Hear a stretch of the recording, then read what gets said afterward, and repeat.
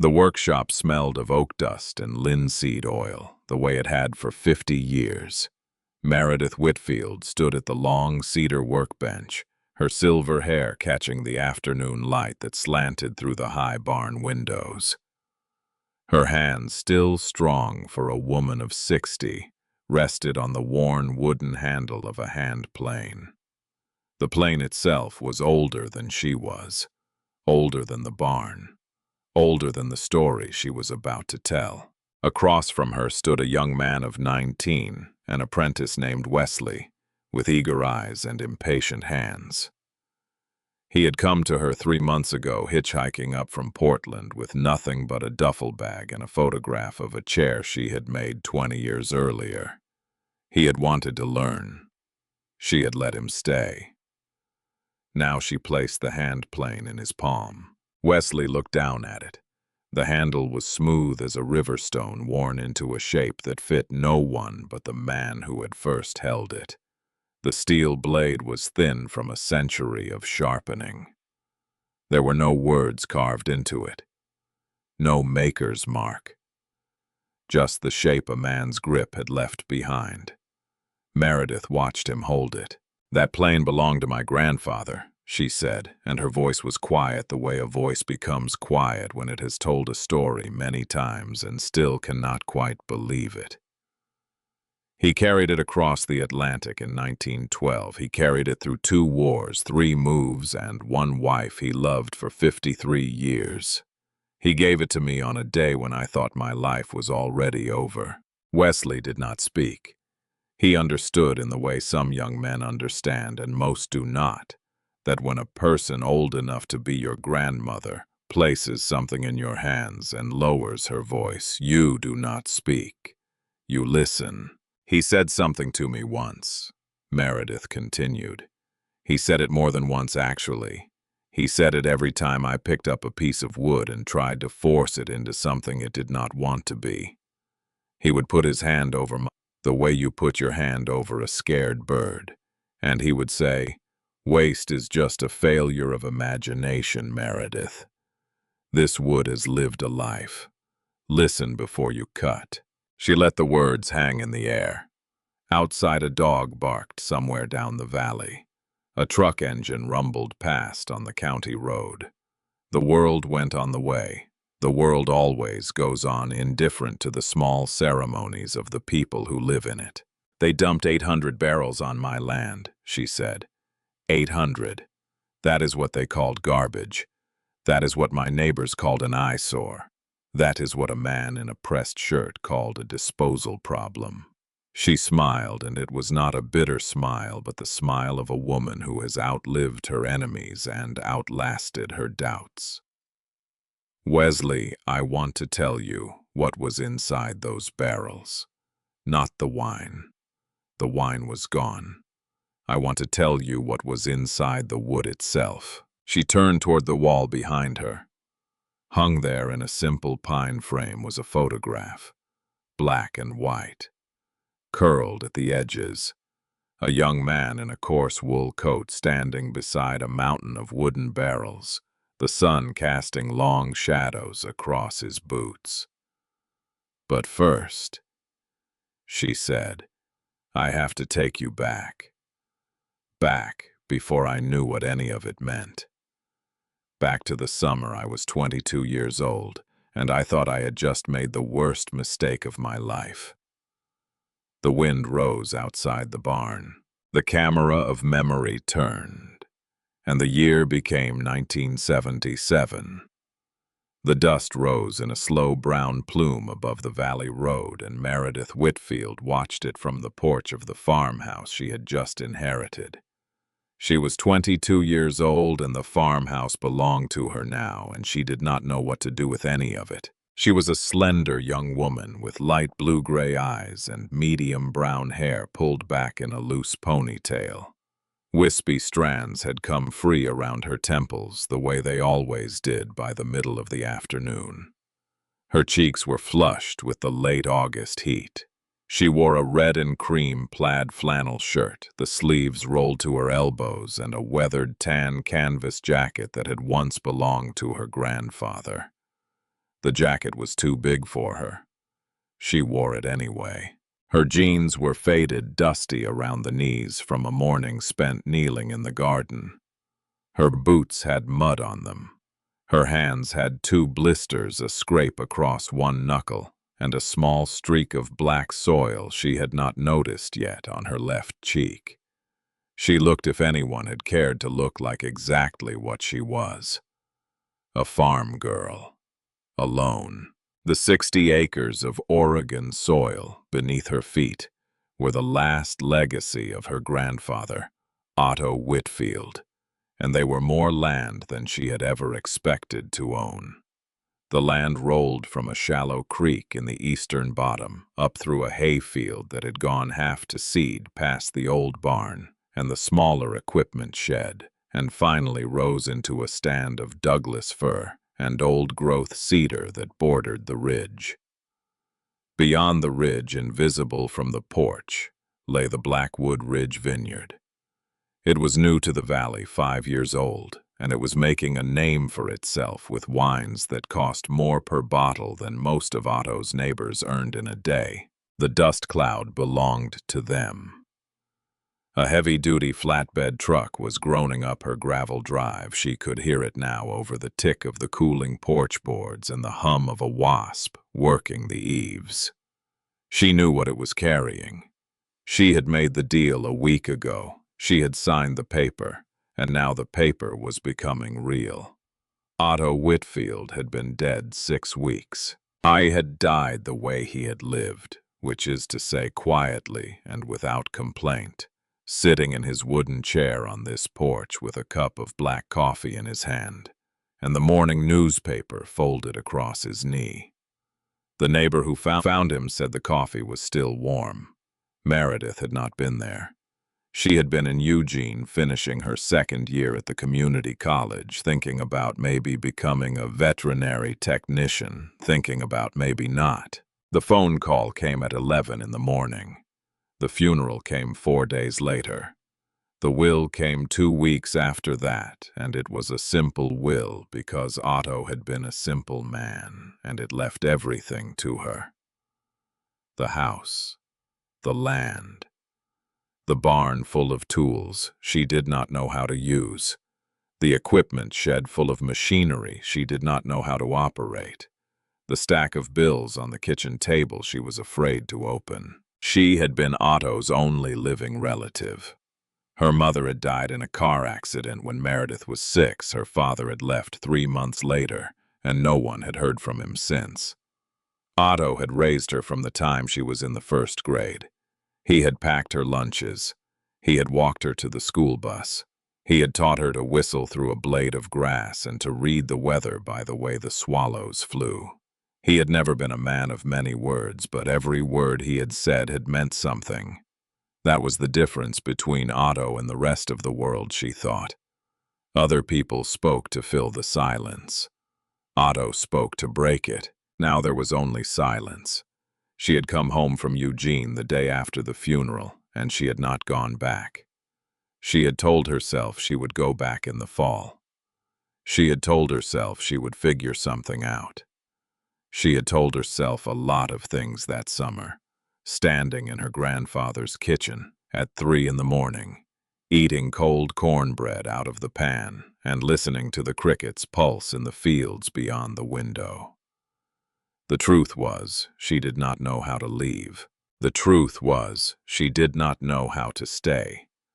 And the truth was that the tax bill on the kitchen table said $1,200, and it was due on the 1st of November, and Meredith Whitfield had $87 in her checking account and no earthly idea how to come up with the rest. The man had shown up on a Tuesday. His car was a clean American sedan, the color of a bank envelope, and he parked it in the shade of the maple tree at the top of the drive. When he stepped out, he brushed the dust from his slacks with the flat of his hand, the way a man does when he is not accustomed to gravel roads. He wore a crisp white shirt sleeves buttoned at the wrists despite the heat and a narrow blue tie that had been loosened just enough to suggest that he understood he was in the country. I walked toward the garden where Meredith was pulling weeds, and he stopped a polite 10 feet away, and he said, "Miss Whitfield." She stood up. She wiped her hands on her jeans.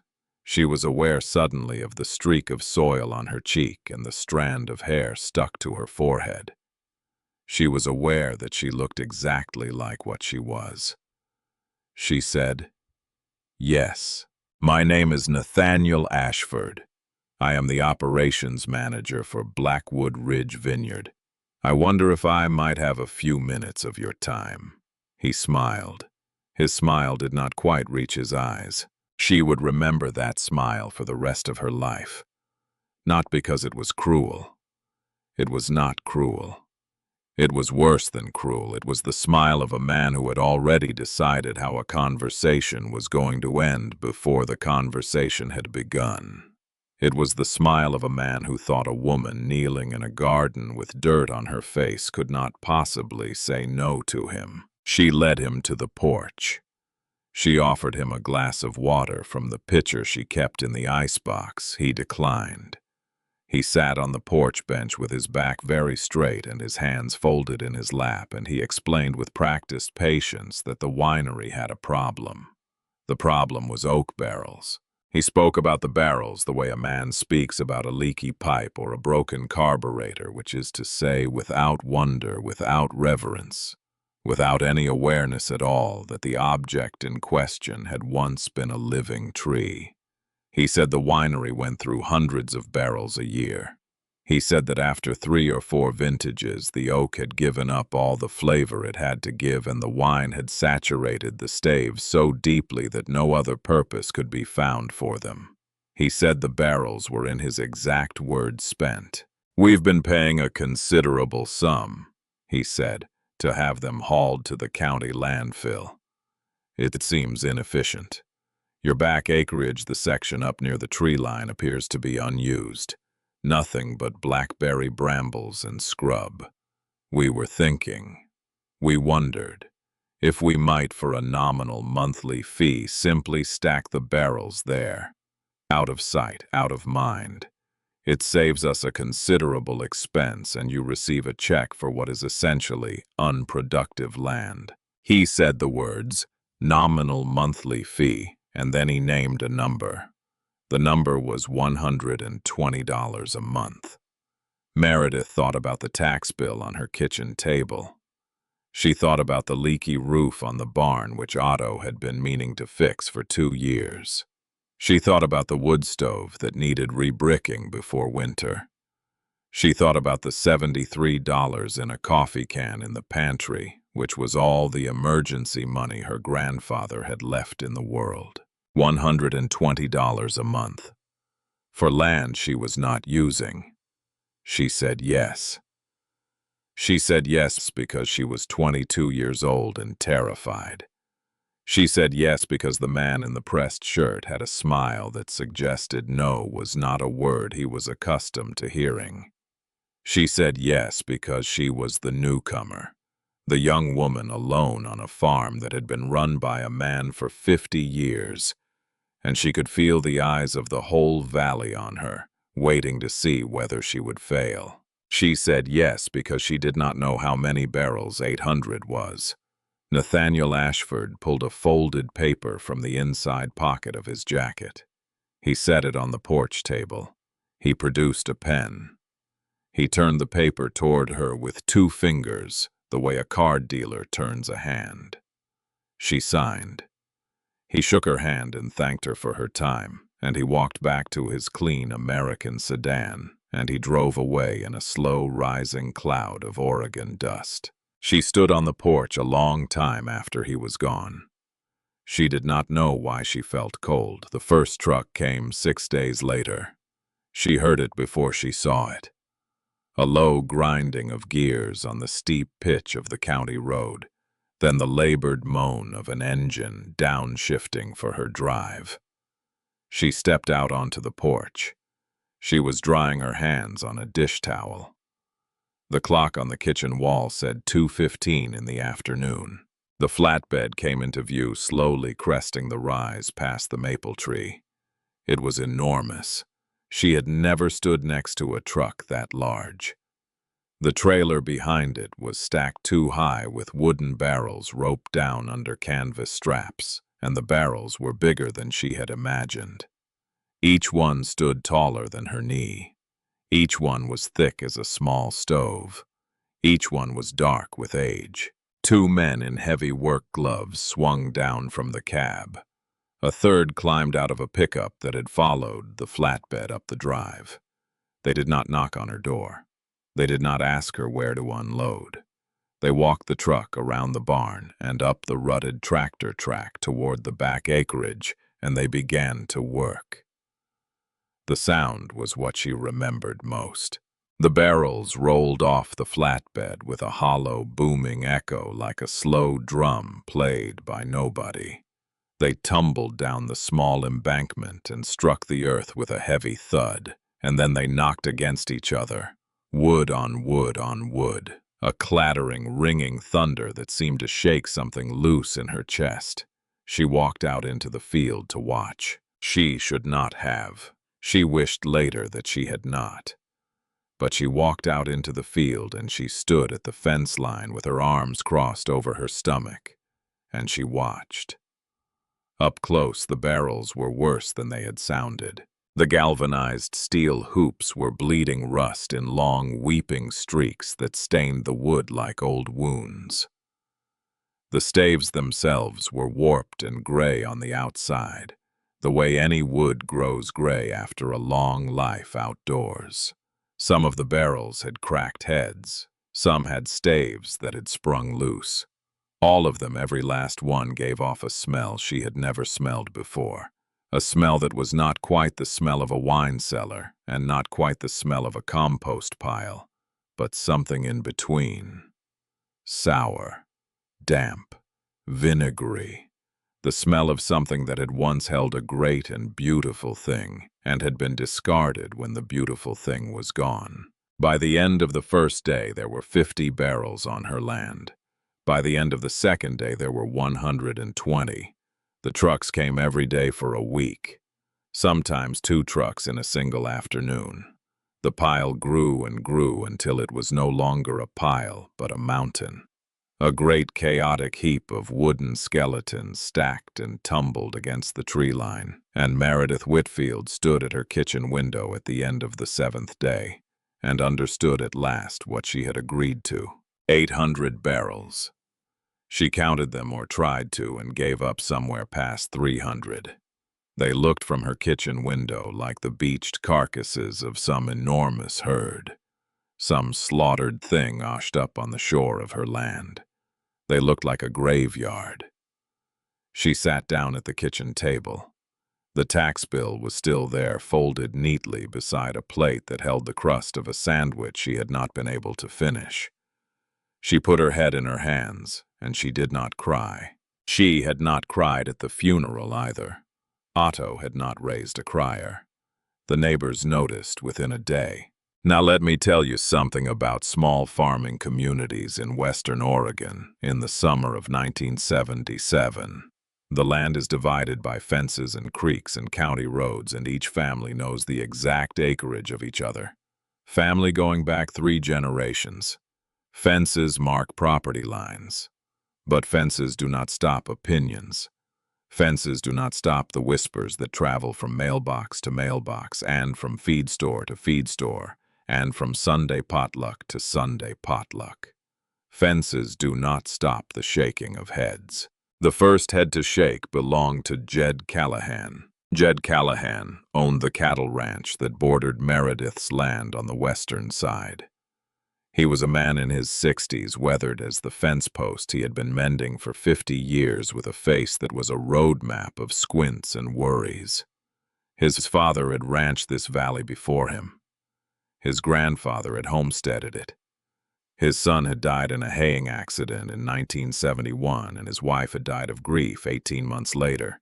And Jed Callahan lived alone now in a house too big for him, running 200 head of black Angus and speaking to almost nobody. I had liked Otto. He had come to the funeral. He had stood in the back of the little Methodist church with his hat in his hands. And afterward, at the graveside, he had shaken Meredith's hand with a grip that felt like being shaken by a piece of dried leather. He had said, "Your grandfather was a good man." He had said, "Anything you need, you send word." He had said nothing else. Now he pulled his pickup over to the edge of her drive on a Wednesday afternoon in mid-September and rolled down his window and did not get out. He leaned his forearm on the door frame. His eyes moved past her to the back acreage, to the growing mountain of barrels, to the bleeding rust and the sour smell that carried on the wind. His mouth tightened. She was mending a fence post.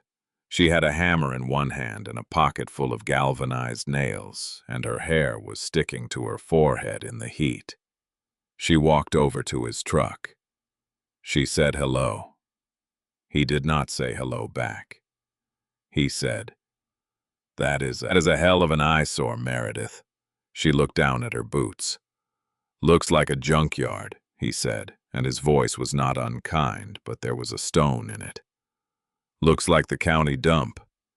You let Ashford talk you into that, did you?" She did not answer. "That is going to bring rats," he said. "That is going to bring raccoons. That is going to be a fire hazard. Come July next year, you have any idea how dry that wood is going to be in July? Your grandfather kept this place clean for 52 years, Meredith. 52 years. He never let so much as a rusted washtub sit on his land. Now this." He put his truck in gear. He did not raise his voice. He said, "I hope they paid you well." And he drove off, and the dust rose behind him in a slow brown curl, and Meredith Whitfield stood at her fence post with a hammer in her hand and understood that Jed Callahan had said what everyone in the valley was already saying. The Whitfield girl, alone up there, letting the winery turn Otto's land into a dump. Hard up for cash, probably. Not the woman her grandfather was. The whispers in the feed store were the worst. She heard one of them 4 days later by accident. She had gone into town to pick up chicken feed and a new file for the handsaw in the barn, and she was standing in the aisle looking at oil cans when 2 men she did not know came around the end of the shelving.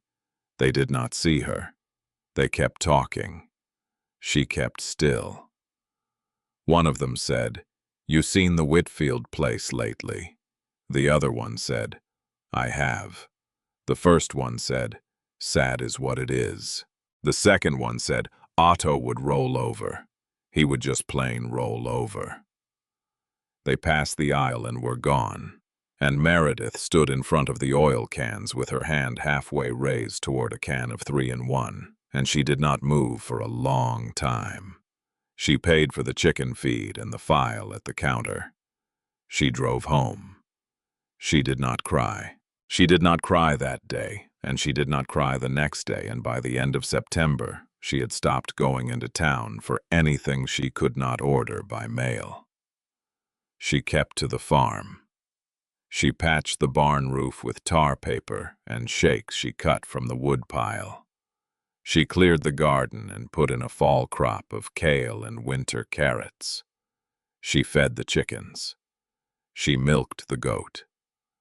She did the 1,000 small things that a farm demands, and every one of them was a thing Otto would have done differently and better. She avoided the back acreage. She avoided even looking at it. When she walked from the house to the barn, she walked with her eyes on the ground. When she stood at the kitchen window in the morning, she stood on the side that faced the road, not the side that faced the ridge. When she drew water from the well, she kept her back to the pile.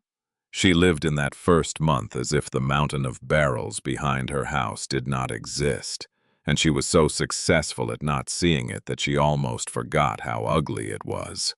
Almost. The check came from Blackwood Ridge Vineyard on the 15th of October. $120. She stood at the mailbox at the end of the drive with the envelope in her hand and the afternoon sun coming in low over the ridge, and she felt the paper of the check between her fingers and understood that this was who she was now. A woman who was paid to be an eyesore. A woman who was paid to fail her grandfather's land. A woman whose neighbors would not meet her eyes. She put the check in her pocket. She walked back up the drive. She did not cash it. The evening she finally walked up the hill was a Thursday in late October, and the light was the color of the wine those barrels had once held. She did not know when she started walking, why she was walking. She had finished her chores. She had eaten a bowl of chicken and dumplings alone at the kitchen table. She had washed the dish and dried it and put it away. And then, without deciding to, she had put on her canvas jacket, and she had stepped out onto the porch, and her boots had turned of their own accord toward the back acreage. The air was cool. The smell of frost was in it. Somewhere down the valley, a barn owl had begun to call, and the sound was thin and sad. The way a barn owl always sounds in October. She climbed the tractor track past the barn, past the equipment shed, past the fence line where the pasture ended and the wild ground began. The sun was setting behind her, throwing her shadow long across the grass. She reached the top of the small rise where the clearing began, and there at last she stopped. The barrels stretched out below her, 800 of them, maybe more. She did not know exactly. They filled the clearing and spilled into the edge of the brambles and up against the base of the fir trees, and in the low light of the October sunset, they looked less like a junkyard and more like something ancient. A field of stones, a ruined village, a place where something had happened once that no one alive remembered. She stood on the rise a long time. She did not know what she was looking for. The sun bled orange, then purple, then deep red, and the color of the sky was exactly the color she had glimpsed inside one of the barrels, once when a stave had fallen loose during the unloading, and she had seen for half a second the polished, wet-looking inside surface. She had not thought about it then. She thought about it now. She walked down the rise. She walked to the edge of the pile. She reached out and she touched the nearest barrel. The wood was rough under her hand, weathered, but it was solid. It was heavy. It was white oak. She thought the kind of oak Otto had loved, above every other wood. The kind of oak, he had said, held the memory of 100 summers and 100 winters in the tightness of its grain. She ran her fingers along a stave. She felt the cool damp of the evening. She felt something else, too. Something she could not quite name, a kind of humming under her palm that was not quite a sound and not quite a feeling, but something in between. She stood there in the dying light. She thought of Otto. She thought of his workshop out in the big barn, back before she had inherited it and locked its door and refused to open it. She thought of the smell of that workshop when she was a little girl, standing on a milk crate to see over the workbench. She thought of the cedar shavings curling from Otto's plane and the soft rasp of sandpaper and the hot metal smell of the sharpening stone. She thought of Otto's hands, big hands, calloused hands, hands that had crossed an ocean at the age of 15 with a set of chisels wrapped in oilcloth in his coat pocket. She thought of what he had told her over and over when she was small. Waste is just a failure of imagination, Meredith. This wood has lived a life. Listen before you cut. The barn owl called again, closer now, and Meredith Whitfield stood in the last light of a Thursday evening in October with her hand on a wine-stained barrel that a man in a pressed shirt had called garbage. And she understood for the first time in 6 weeks that she was not looking at garbage at all. She was looking at a legacy she did not yet know how to read. She walked back to the house in the near dark. She did not sleep that night. She lay in her grandfather's bed in her grandfather's room. and she stared at the ceiling and listened to the mice moving inside the walls and thought about all the things she had never asked him. About the workshop, about the tools, about the wood he had brought home once from a torn-down church and stacked in the loft above the barn and never explained to anyone. She thought about how much of a man's life dies with him and how little a granddaughter can hold on to. She thought about the mountain of barrels behind her house. She thought about the way the sunset had looked reflected in the tannin-stained wood. She thought about the check in her pocket, uncashed, that she now knew she was never going to cash. At 4 in the morning, still in her nightgown, she got out of bed. She walked barefoot down the cold hallway. She turned the kitchen light on. She went to the drawer beside the sink and she took out the key. The key was small and black and old. She had known where it was for 6 weeks. She had not touched it. Otto had shown her years ago that this was where he kept the key to the workshop.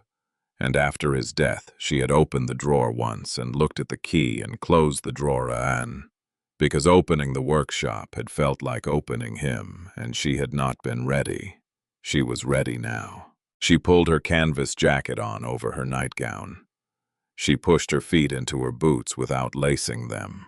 She walked out across the yard with the key in her hand, and the pre-dawn air was so cold she could see her breath, and the barn loomed dark and enormous ahead of her, and the sky was the color of iron. She unlocked the workshop door. She stepped inside. The smell hit her first. Cedar shavings, linseed oil, wax, the hot metal of a sharpening stone even though the stone had not been used in 6 weeks. It was the smell of her childhood. It was the smell of the only man who had ever loved her without reservation. It was a smell like being 7 years old and safe. She stood in the doorway a long time. She did not turn on the light. The moon was setting through the high window, and the workshop was full of a soft blue-gray glow. And by that glow she could see everything exactly as Otto had left it. The workbench swept clean. The clamps hung in order of size along the north wall. The chisels racked in the leather roll on the shelf above the bench. The hand planes on the pegs where they had lived for 50 years. The wooden chest on the floor at the far end of the room, the one Otto had built himself when he was a young man in Bavaria. The one he had brought across the Atlantic with everything he owned inside it. She walked to the chest. She knelt down in front of it. She placed her hand on the top of the lid. She could hear her own heartbeat. Somewhere out in the fields, a rooster crowed once and then fell silent, the way roosters do when they are not quite sure it is morning yet. Meredith Whitfield closed her eyes. She said very quietly into the dark of the workshop, "Grandpa, I don't know what I'm doing." The wooden chest did not answer. But when she opened her eyes and the light was just beginning to gray toward dawn through the high window, and her hand was resting on the lid of the chest that held everything her grandfather had ever taught her and everything he had ever loved, she made a decision. She did not open the chest that morning. Not yet. She had one thing to do first. She stood up. She left the workshop. She locked the door behind her.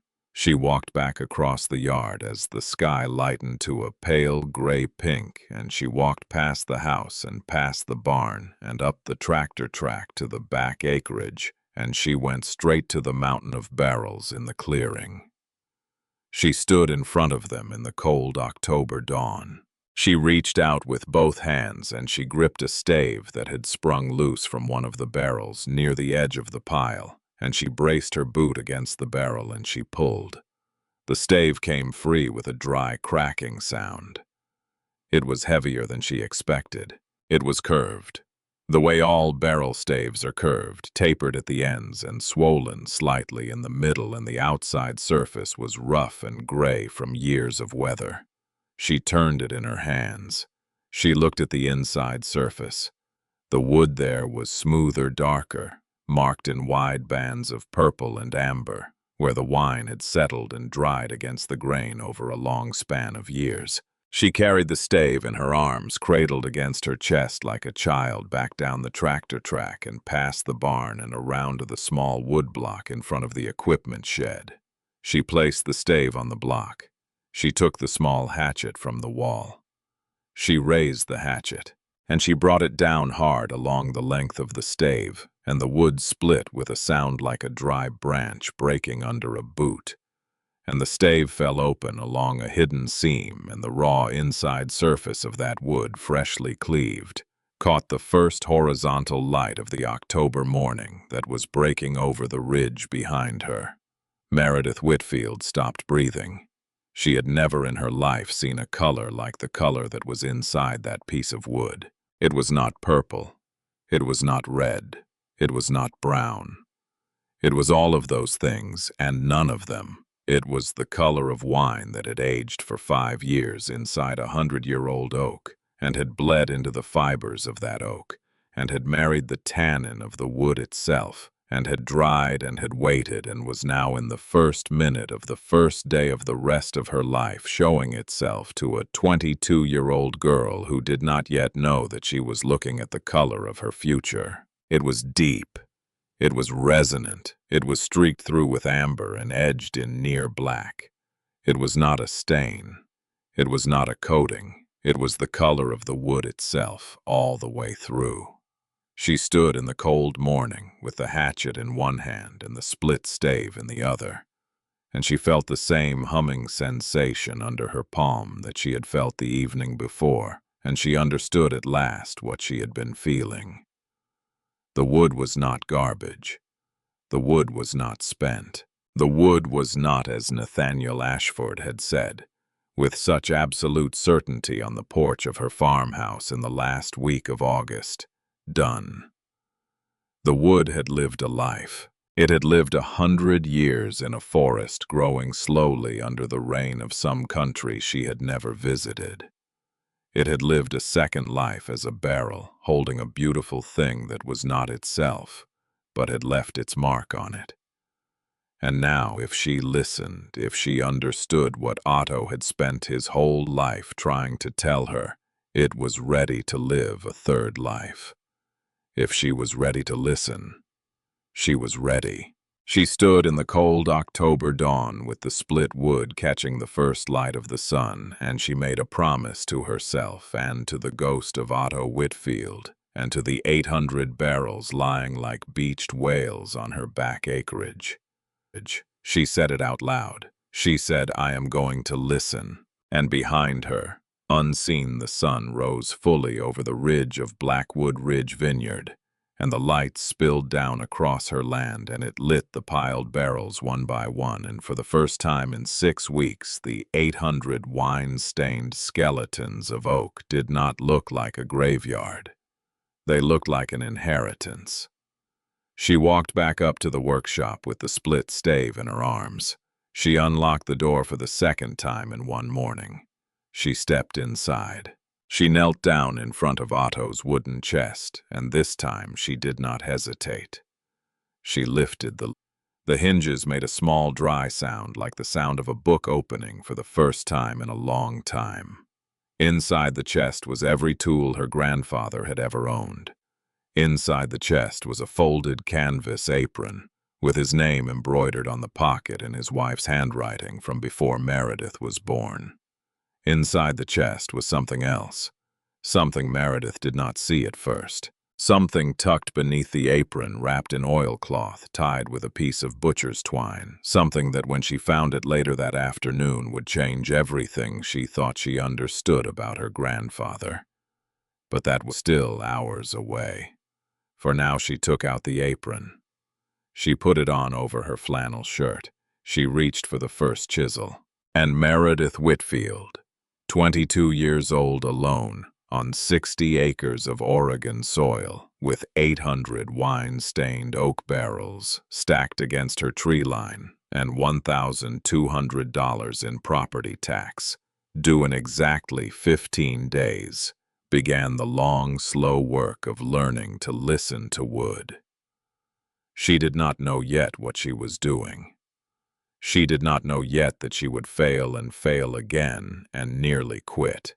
She did not know yet that a man named Amos Thorne was waiting for her on a mountain 2 hours to the north. She did not know yet that a woman named Vivian Hale would one day take a wrong turn down her country road.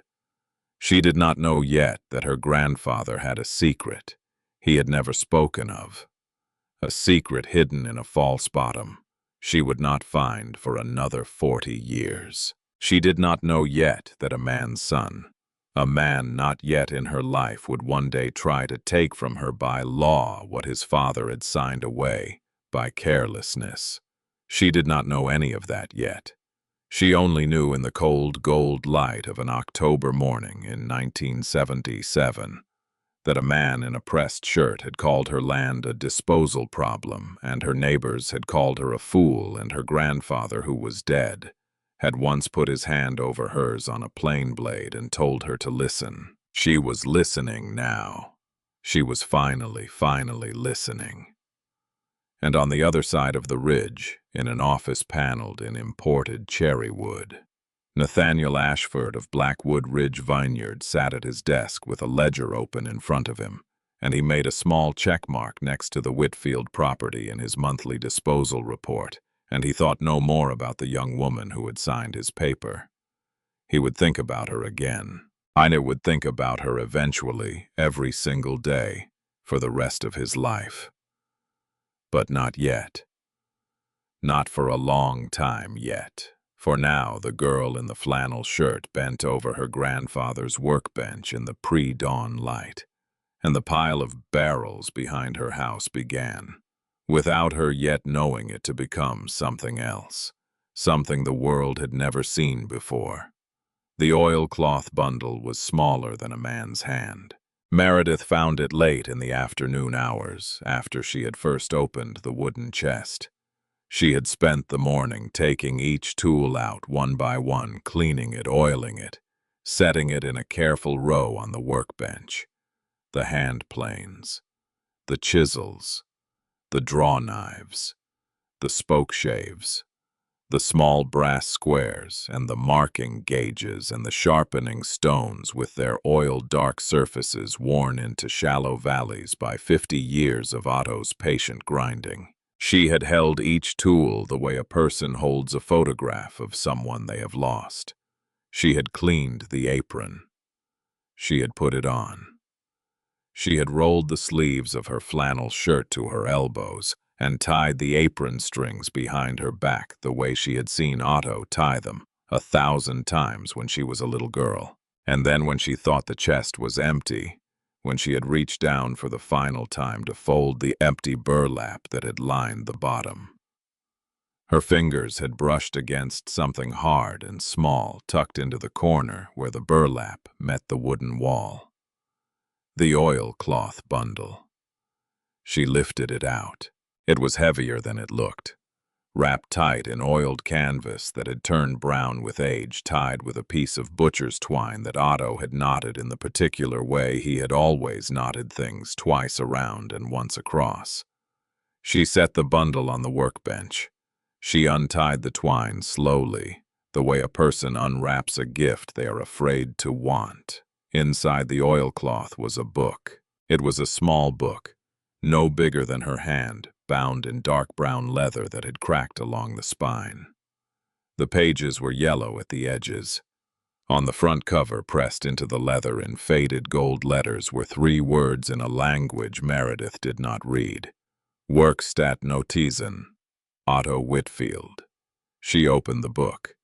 The first page was dated April 1919. The handwriting was her grandfather's. She would have known it anywhere.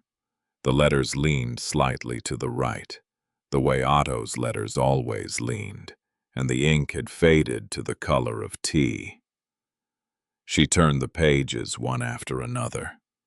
Sketches of tools, diagrams of joints, long paragraphs of tight German script that she could not read.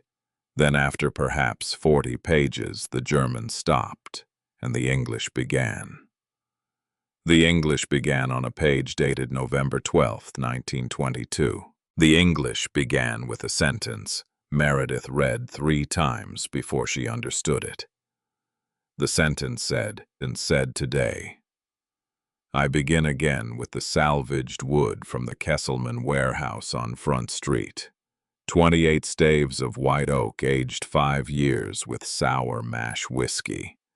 The color is unlike anything I have seen. If a man can find a way to work it, there is a fortune inside this wood." Meredith sat down on the wooden stool beside the workbench. She did not move for a long time. She read the page again. She read the pages that followed. She read them slowly, one at a time, and as she read, she began to understand that the small brown book in her hands was not a diary, and not a Bible, and not a family record. It was something else. It was a working journal. It was the private notebook of a young man who had been trying in the fall of 1922 in some American city she could not identify, to do something with wood that no one had done before. She turned another page. There was a sketch of a barrel. Beside it, a diagram of a chair. Beside that, a series of numbered instructions. She read the first instruction. The first instruction said, "You cannot work this wood cold. The wine has hardened it beyond a plane's edge. It must be steamed, not to bend it, to wake it up." Meredith closed the book. She closed her eyes. Outside the workshop, the November wind was moving through the fir trees on the ridge, and the sound was like the sound of an ocean she had never seen. And Meredith Whitfield sat in her grandfather's apron with her grandfather's book in her hands and understood at last why the man in the pressed shirt had come to her door. Otto had known. Otto had known this wood was not garbage. Otto had known somewhere in some other life 55 years ago exactly what those barrels contained. He had worked wood like it. He had studied it. He had left her a book about it. And Otto had died 6 weeks before Nathaniel Ashford came up at her drive with a folded paper and a smile that did not reach his eyes. And Meredith could not shake the feeling, sitting there in the failing light of the workshop, that some things were not accidents. Some things were inheritances waiting to be claimed. She stood up. She put the book on the shelf above the workbench. She rolled her sleeves higher. And she got to work. The next 2 weeks broke her. She did not know when she began how badly she was going to fail. She had read Otto's journal 3 times cover to cover. She had studied every sketch, every diagram, every marginal note in the tea-colored ink. But reading about wood is not the same as working wood, and Meredith Whitfield learned the difference the way anyone learns anything real, which is to say through the ruined pieces piled in a heap beside the wood stove. She started with what she thought would be simple. She wrestled a barrel out of the pile and stood it on end in the workshop. She knocked off the rusted iron hoops with a hammer and a punch the way Otto's journal described, and the staves fell open around her boots like the petals of a great wooden flower. She picked up one stave. She carried it to the workbench. It weighed more than she expected. She set it in the vise. She reached for a hand plane. She placed the plane on the curved outer surface. She pushed. The plane chattered and skipped and jammed. She tried again. Harder this time. She leaned into it with the weight of her shoulder, the way she had watched Otto lean into difficult wood, and the plane bit deep and tore out a chunk of the grain the size of her thumb. She stopped. She looked at the torn wood. She thought of the paper-thin shavings that used to curl from Otto's plane when she was a little girl standing on the milk crate. Those shavings had been as fine as spider silk. They had curled up in perfect coils and drifted to the floor like snow. What Meredith had just produced was not a shaving. It was a small, angry chunk of splintered oak. She tried a different plane. She tried a different angle. She tried a smaller cut. By the end of the first day, her hands were raw. She had 2 blisters on her right palm and 1 blister across the base of her left thumb, and the blisters had broken and bled and dried against the handle of the plane in a smear of pink she did not bother to clean. She went into the house. She ate cold beans out of a can standing over the kitchen sink. She went to bed at 7. She could not sleep. She thought about Otto's journal. She thought about the instruction that said the wood had to be steamed, not to bend it, to wake it up. She did not know exactly what that meant. Otto had not explained. Otto had assumed in the way a craftsman writing for himself assumes that the reader would already know what he did not need to write down. She lay in the dark for a long time. At 2 in the morning, she got up. She lit the kitchen lamp. She sat at the table with a pencil and a scrap of butcher paper, and she began to sketch. She sketched a long wooden box. She sketched an opening at one end and a smaller opening at the other. She sketched a pipe running from a metal container up into the box. She sat looking at her sketch until the lamp burned low, and then she blew it out and went back to bed, and she slept for 2 hours before the roosters started. She built the steam box on a Wednesday. She used scrap lumber from behind the equipment shed. She used a wallpaper steamer she found at a garage sale in Silverton for $1.75. She used copper pipe her grandfather had left in a coil in the loft above the barn, and she used rags to seal the joints, and she used prayer to hold the rest of it together.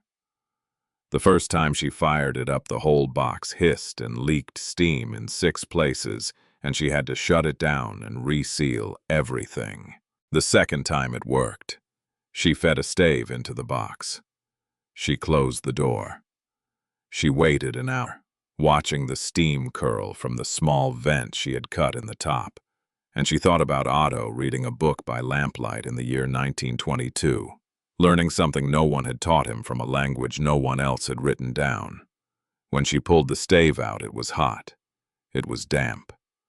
It smelled faintly of the wine that had lived inside it for 5 years. She carried it to the workbench. She set it in the vise. She reached for the plane. She pushed. The plane bit into the wood.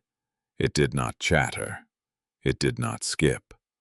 A long, thin curl of oak lifted up from the blade and fell into her waiting hand, and the color of that curl was a deep, resonant burgundy streaked with amber, dried near black at the edges. Meredith Whitfield stopped breathing. She stared at the curl of wood in her palm. She said very quietly into the empty workshop, "Grandpa." That was all she said. The curl of oak went into the pocket of her apron. She would keep it for the rest of her life 40 years later, when she was an old woman standing in front of a class of apprentices in a workshop that had grown to fill 3 barns. She would take that same curl of wood out of the same pocket of the same apron, and she would hold it up in the light, and she would say, This is the first one." But that was still 40 years away. For now, she was 22 years old, and it was the first day of November 1977, and the tax bill on her kitchen table said $1,200 was due before sundown. She built her first chair over the next 8 days. She built it the wrong way. She built it the wrong way because Otto's journal, for all its detail, did not tell her the one thing she most needed to know, which was how to join 2 pieces of wine-cured oak so that they would hold. She used metal screws. She used wood glue. She used pegs cut from a piece of scrap maple. The chair, when she finished it, stood on its own. It was ugly. The seat was a single wide stave laid flat, its curve rising up at the front and back like a shallow bowl. The legs were 4 narrower staves cut down and squared off and driven into the seat with the pegs. The back was 2 more staves crossed in an X and screwed into the frame. It looked, if she was honest with herself, like a chair built by a woman who had never built a chair before. but it stood. She oiled it with tung oil she found on the shelf above Otto's workbench. She rubbed it in with a soft rag until the wood came alive under her hand, and the deep tannin purple of the oak glowed up through the finish like something lit from inside. She stepped back. She looked at it. She thought for the first time in her whole life that she had made something. Not something she had bought. Not something she had unpacked from a box. Something she had made with her hands out of wood a man in a pressed shirt had called garbage. Then she tried to build a second chair, and it broke her heart. She built the second chair better. Or she thought she was building it better. She used what she had learned from the first one. She tightened her joints. She squared her legs. She thinned the back staves so the chair would not look so heavy. And on the 7th day of building it on a Tuesday afternoon in early November, she was in the workshop planning a stave for the back rail when the wood suddenly and without warning split from end to end along a grain line she had not seen. The split was violent. The stave broke into 3 pieces in her hands. One of the pieces flew across the workshop and struck the far wall. Another one gouged the back of her wrist as it broke a long, shallow cut that welled up with blood in 3 seconds. Meredith stood at the workbench with the ruined wood in her hands and blood running down her arm and dripping onto the sawdust at her feet. She did not move. She did not move for what felt like a very long time. Outside the workshop, the wind had come up. It was raining. It had been raining off and on for 3 days. The roof of the workshop had one soft spot in the northwest corner where the water was starting to come in, and she could hear the slow drip of it onto the floor, and the drip mixed with the sound of her own blood dripping onto the sawdust, and the 2 sounds became one sound in her head. She set the broken pieces of stave down on the workbench. She looked at her hand. The cut was not deep. She had cut herself worse than that opening cans in the kitchen. But the blood was warm and running fast, and she pressed a rag against it, and she watched the rag turn red, and something inside her that had been holding on for 6 weeks finally let go. She sat down on the floor. She sat down on the sawdust with her back against the leg of the workbench, and she put her head between her knees, and she cried. She cried the way she had not cried at the funeral. She cried the way she had not cried at the graveside. She cried the way she had not cried standing at the mailbox with the check from Blackwood Ridge Vineyard in her hand, or at the feed store, listening to 2 men talk about her, or on the porch. The afternoon, Jed Callahan had told her the truth about what her land had become. She cried for Otto. She cried for the girl she had been 3 months ago. The girl who had thought maybe she would become a veterinary technician. She cried for the mountain of barrels behind her house and the tax bill on her kitchen table and the ugly first chair standing in the corner of the workshop and the ruined second chair scattered around her boots. She cried until she could not cry anymore. Then she sat with her back against the workbench and her cheek against the wood, and she looked at the shelf above her head, and she saw the small brown leather book with the faded gold letters on the cover. And she understood in the way understanding sometimes comes to a person on the floor of a workshop in the middle of a hard November afternoon that she had not read the whole book. She had read the pages that made sense to her. She had skipped the ones that had not. She stood up. She wiped her face on the back of her sleeve. She pressed the rag harder against the cut on her wrist. She reached up and took the book down from the shelf. She sat back down on the floor because standing was suddenly more than she could manage, and she opened the book to a page she had skipped the first time, through a page dated March 1923, a page covered in a diagram she had not understood. The diagram showed 2 pieces of wood joined at right angles. There were no nails in the diagram. There were no screws. There was no glue. The 2 pieces of wood locked into each other through a shape Meredith had not known existed. A shape like a small wooden puzzle. a shape that used the natural expansion and contraction of the wood itself to hold the joint tight forever. Above the diagram in Otto's leaning hand were 4 words. The 4 words said, "The wood holds itself." Meredith Whitfield sat on the sawdust floor of her grandfather's workshop, with blood soaking into a rag and tears drying on her face, and she read those 4 words 3 times. Then she stood up. Then she began slowly and clumsily, and with hands that shook to cut her first real joint. Old man Beaudry came up the drive on a Saturday. His name was actually Leland Beaudry. He was 71 years old, a widower for 11 years, and he owned the general store in the small town of Coburg, 6 miles from Meredith's farm. He had known Otto for 30 years. He had sold him nails and coffee and shotgun shells and pipe tobacco, and once in the winter of 1962, when the roads were closed by ice, he had driven a load of firewood up to Otto's house in his own truck, because he had heard the old man was running low. Otto had never forgotten it.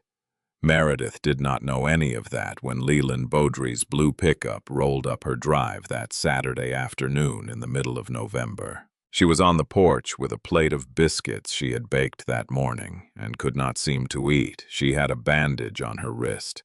Her hair was in a loose ponytail.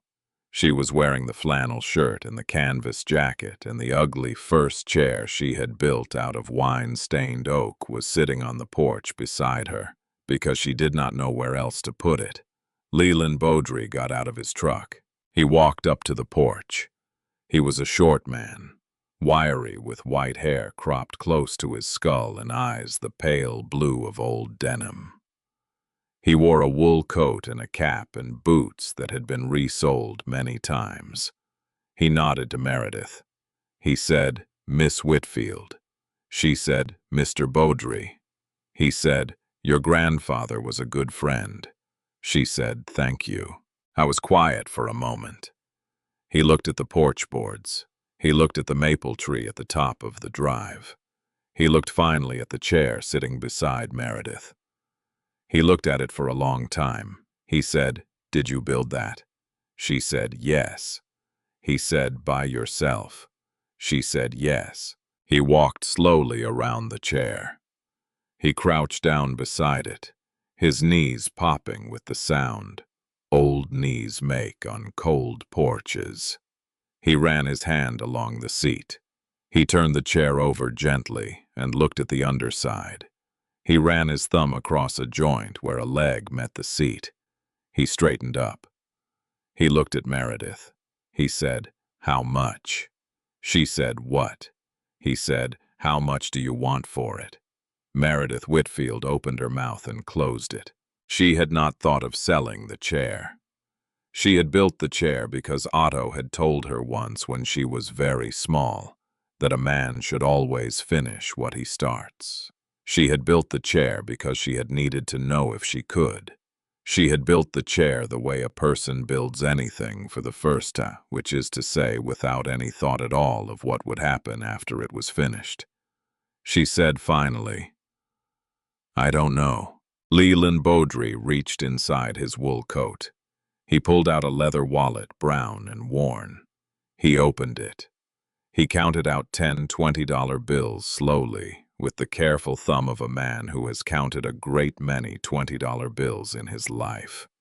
He held the money out to her. He said, 200. She said, "Mr. Beaudry." He said, 200 is what it is worth, and it is not worth less because you don't know that yet. He put the money on the porch railing. I said, "Your grandfather made me a rocking chair in 1958. I have sat in that rocking chair every evening of my life since then. My wife sat in it before she died. I have not sat in a chair in 19 years that felt like his. This one feels like his." He picked up the chair. He carried it down the porch steps. He set it in the bed of his pickup truck. He tied it down with a length of clothesline. He came back to the porch. He said, "I am going to send my neighbors." She said, "What?" He said, "I am going to send my neighbors. There are people in this valley who remember your grandfather. There are people in this valley who are tired of buying furniture out of a catalog. You build another one of these. You build 10 of them. I will send you customers." He nodded once. He walked back to his truck. He drove away. Meredith Whitfield stood on the porch with $200 in cash in her hand and a bandage on her wrist and the ghost of her grandfather sitting beside her, the way ghosts sometimes sit beside a person on a cold November afternoon in Oregon. She walked into the house. She put the $200 on the kitchen table beside the tax bill. She sat down. She started to laugh. Then she started to cry.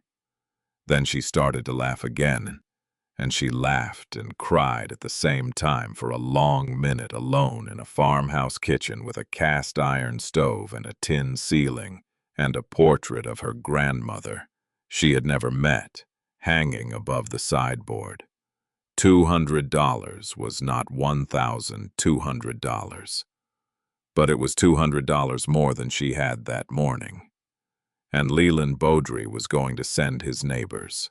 She heard about the man on the mountain 3 weeks later. She heard about him from a farmer named Cyrus Root, who came up her drive one Tuesday afternoon in late November because Leland Beaudry had told him to. Cyrus wanted a set of 6 dining chairs to match a table his grandfather had built in 1899. He wanted them by Christmas. He wanted them out of the wine-stained oak he had heard about from Beaudry and from 3 other men at the barber shop, and he was ready to pay $600 up front and $600 on delivery. Meredith stood on her porch with a mug of coffee cooling in her hand and did the math. $1,200, the exact amount of the tax bill. She said, "I can do it." She was lying. She could not do it. She had built 1 chair and it was ugly, and Beaudry had bought it out of loyalty to her grandfather. She did not know how to build 6 chairs that matched. She did not know how to build a chair that a man would sit in for the rest of his life without one of the legs coming loose. She did not know a lot of things. She said again more firmly, "I can do it." Cyrus Root put $600 in cash in her hand.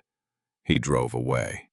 She stood on the porch and looked at the money and thought about the 2nd chair she had tried to build and the way the stave had split in her hands and the way she had sat on the sawdust floor and cried. She thought about Otto's journal. She thought about the 4 words on the page dated March 1923. "The wood holds itself." She thought about how much she did not know. Then she went into the kitchen and she opened the drawer where Otto had kept his address book, a small green leather book that had lived in that drawer for as long as she could remember. She opened it. She turned the pages slowly. She was not looking for anyone in particular. She stopped on a page with only 3 names. 2 of them were crossed out.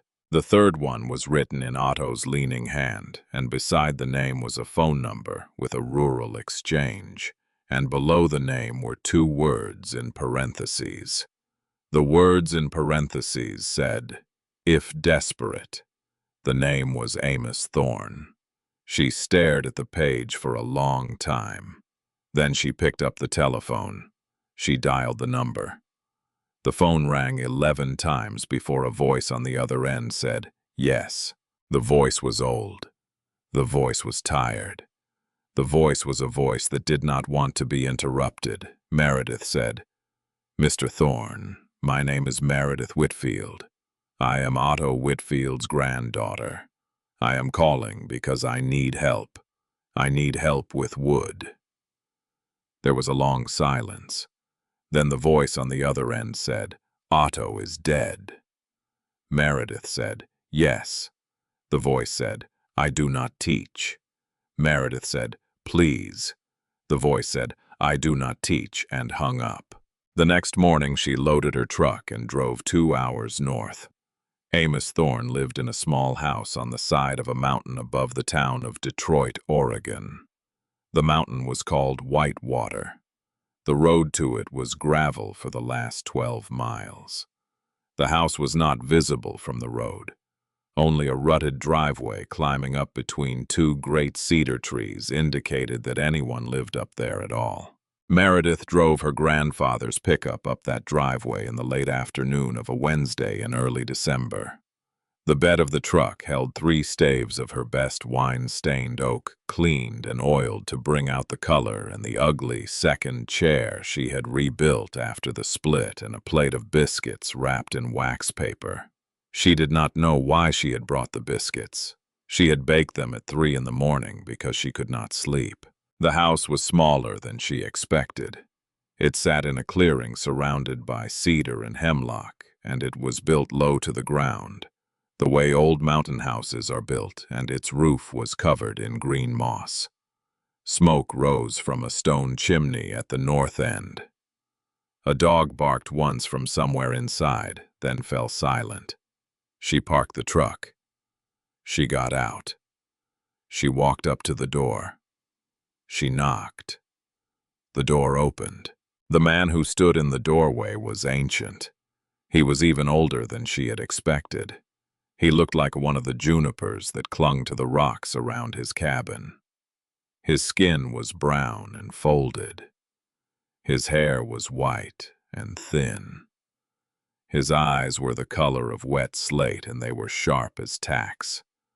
He wore a red wool shirt with the sleeves buttoned at the wrists, and canvas pants and heavy leather boots that were older than she was. He looked at her. He said, "I told you no." She said, "I know." He said, "You drove up here anyway." She said, "Yes." He said, "Go home." He closed the door. Meredith stood on the porch of Amos Thorne's cabin at 4 in the afternoon on a Wednesday in early December, and she understood that she had a decision to make. She could get back in her truck and drive 2 hours home, or she could stay. She sat down on the porch. And put her back against the wall of his cabin and pulled her canvas jacket tight around her, and she waited. She did not know what she was waiting for. She waited anyway. The temperature dropped after sundown. The rain started at 8 in the evening. It rained for 6 hours, a steady, cold December rain that soaked into her jacket and her flannel shirt and her jeans and her boots. And the wind moved through the cedars overhead and made the sound of a great crowd breathing in and out. Meredith Whitfield huddled against the wall of Amos Thorne's cabin and shivered and did not leave. The door did not open. She slept a little sometime around 2 in the morning in the shelter of the porch overhang. She woke stiff and cold at first light and did not know at first where she was. Then she remembered. She got up. She stretched. She walked to her truck. She took a biscuit from the plate on the passenger seat. She ate it standing beside the truck in the gray morning, and it tasted like nothing. She walked back to the porch. She sat down. She waited. The door did not open all that Thursday. She could hear him inside sometimes. A chair scraping the floor.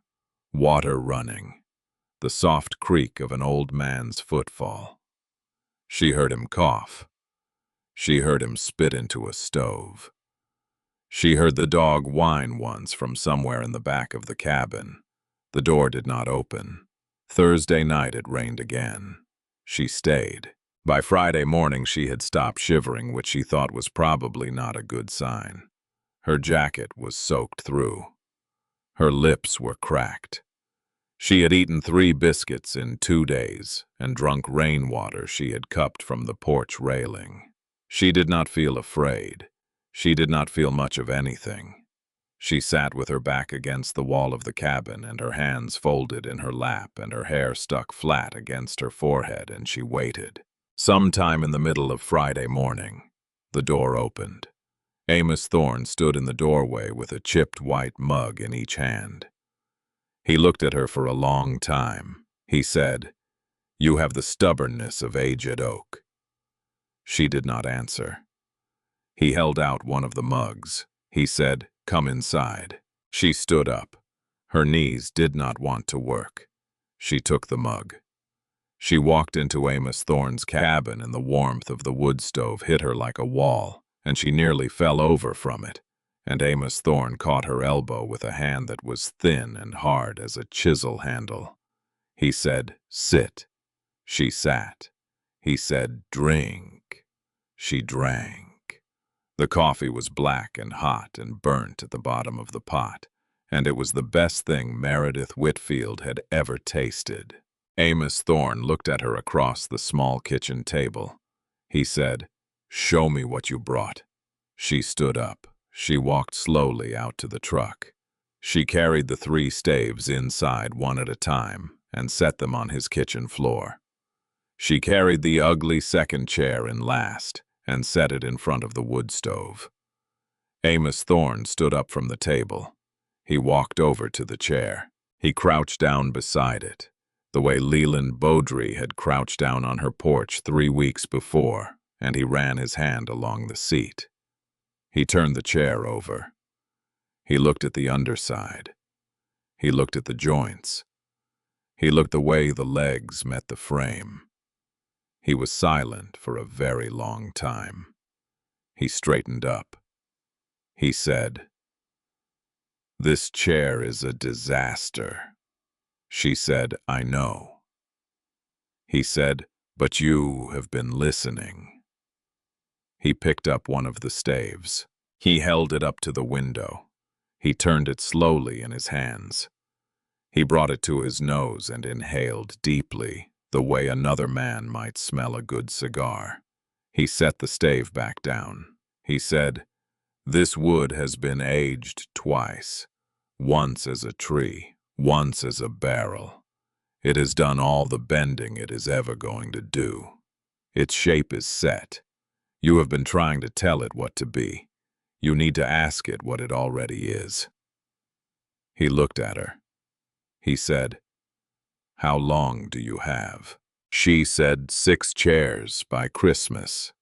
He said, "You will stay 3 days. I will show you 3 things. After that, you are on your own." Meredith stayed 4 days. Amos Thorne was 78 years old that December. He moved like a man half his age when there was wood in front of him, and like a man 10 years older when there was not.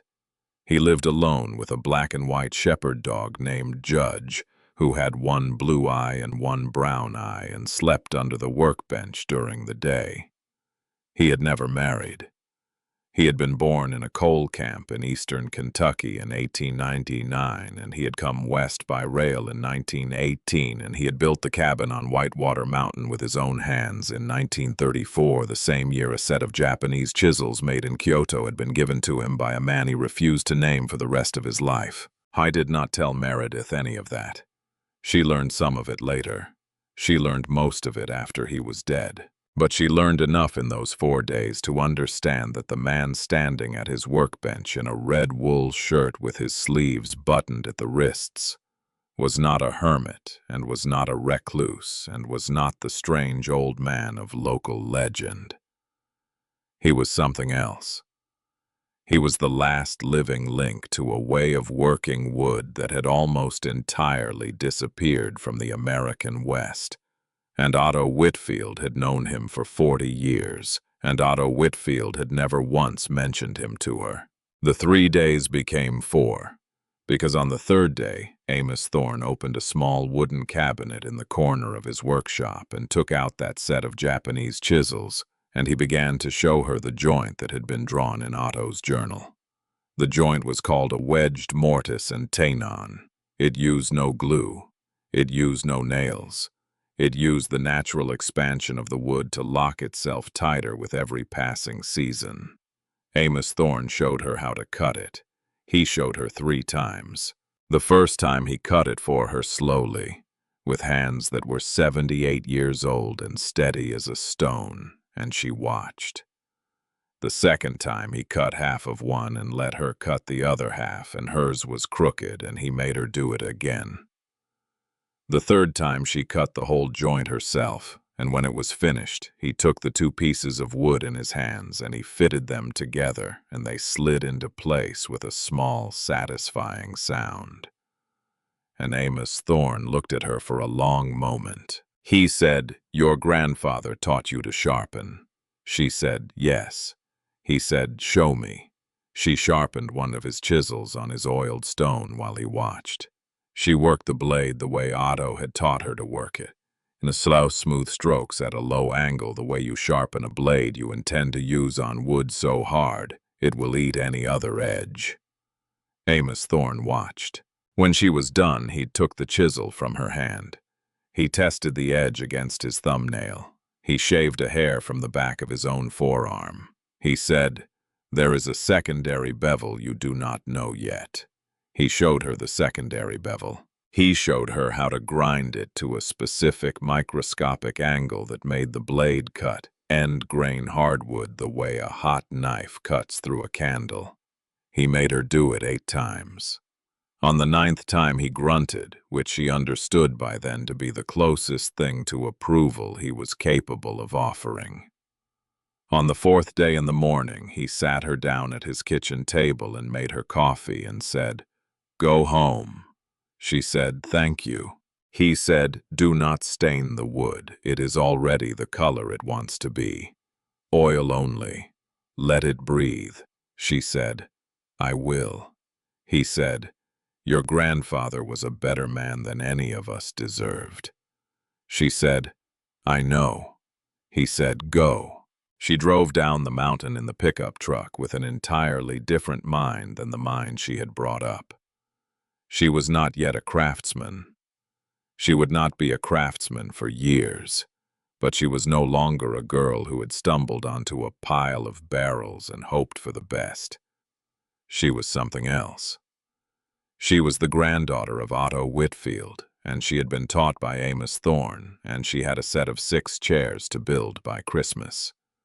She built them. She built them over 3 weeks. She worked in the workshop from before sunrise until after sundown. She burned through kerosene lamps. She burned through firewood. She burned through the $200 from Leland Beaudry and the $600 from Cyrus Root, and every hour of every day. She barely ate. She slept on a cot she dragged out to the workshop because she did not want to lose the time it took to walk back to the house. The chairs were not perfect, but the chairs were good. They were good in a way the first chair had not been. They had the wedged mortise and tenon joints Amos Thorne had taught her. They had the secondary bevel on the plane blades that made the surfaces come off the wood smooth as glass. They had the deep tannin purple oak glowing up through 3 coats of tung oil, and the curved staves worked in the direction the wood had wanted to go instead of against it. Cyrus $600 in cash. He shook her hand. He said, "Your grandfather would be proud." She did not answer. She stood in the yard and watched his truck pull away with all 6 of her chairs strapped down under a blue canvas tarp, and she did not go back into the house until his tail lights had disappeared past the maple tree at the top of the drive. Then she went inside. She sat down at the kitchen table. She put the $1,200 beside the tax bill. She looked at the 2 of them for a long time, the check the county wanted and the money she now had to pay it with. And she thought about all the ways this could have gone differently. She paid the tax bill on Christmas Eve. She drove into Coburg. She parked in front of the county tax office. She walked in with the $1,200 in her jacket pocket. She stood at the counter, and she paid it in cash, and the clerk counted it twice, and the clerk stamped her receipt and slid it across the counter. Meredith walked back out into the cold December afternoon. She stood beside her pickup truck in the parking lot of the tax office in the small town of Coburg, Oregon, on Christmas Eve of 1977.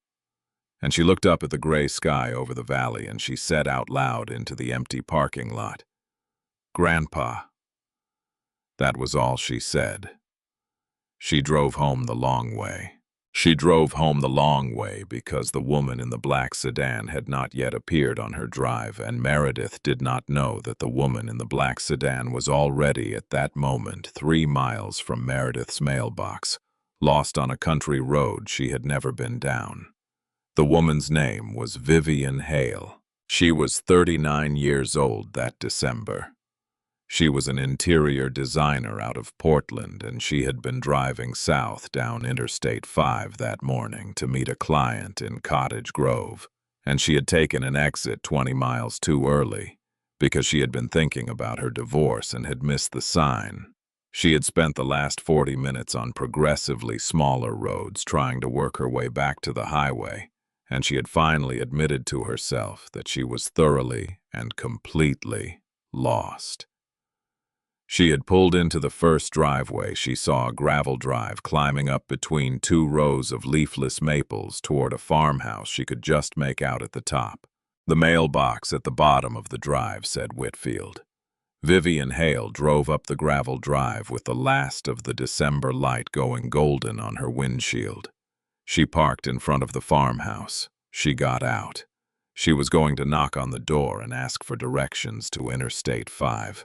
That was the entire scope of what she had planned to do. She had a fur-collared coat on over a wool suit and heeled boots and a leather handbag, and she had never in her life been on a farm before. She walked up the porch steps. She raised her hand to knock, and her eye fell on the chair sitting beside the door. It was the ugly first chair, the one Leland Beaudry had bought and returned to Meredith the week before as a Christmas present, saying, "I have decided this chair belongs on the porch." It was born on. He had said it with the ceremony of a man returning a wedding ring, and he had refused to take back the $200, and Meredith had put the chair back on her porch and had not known what else to do with it. Vivian Hale stopped with her hand raised. She lowered her hand. She crouched down beside the chair.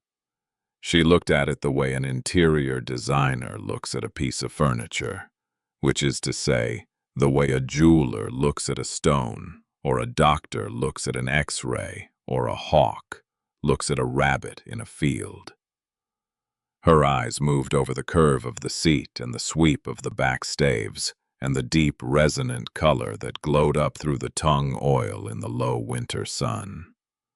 She reached out. She touched the wood. She did not knock on the door.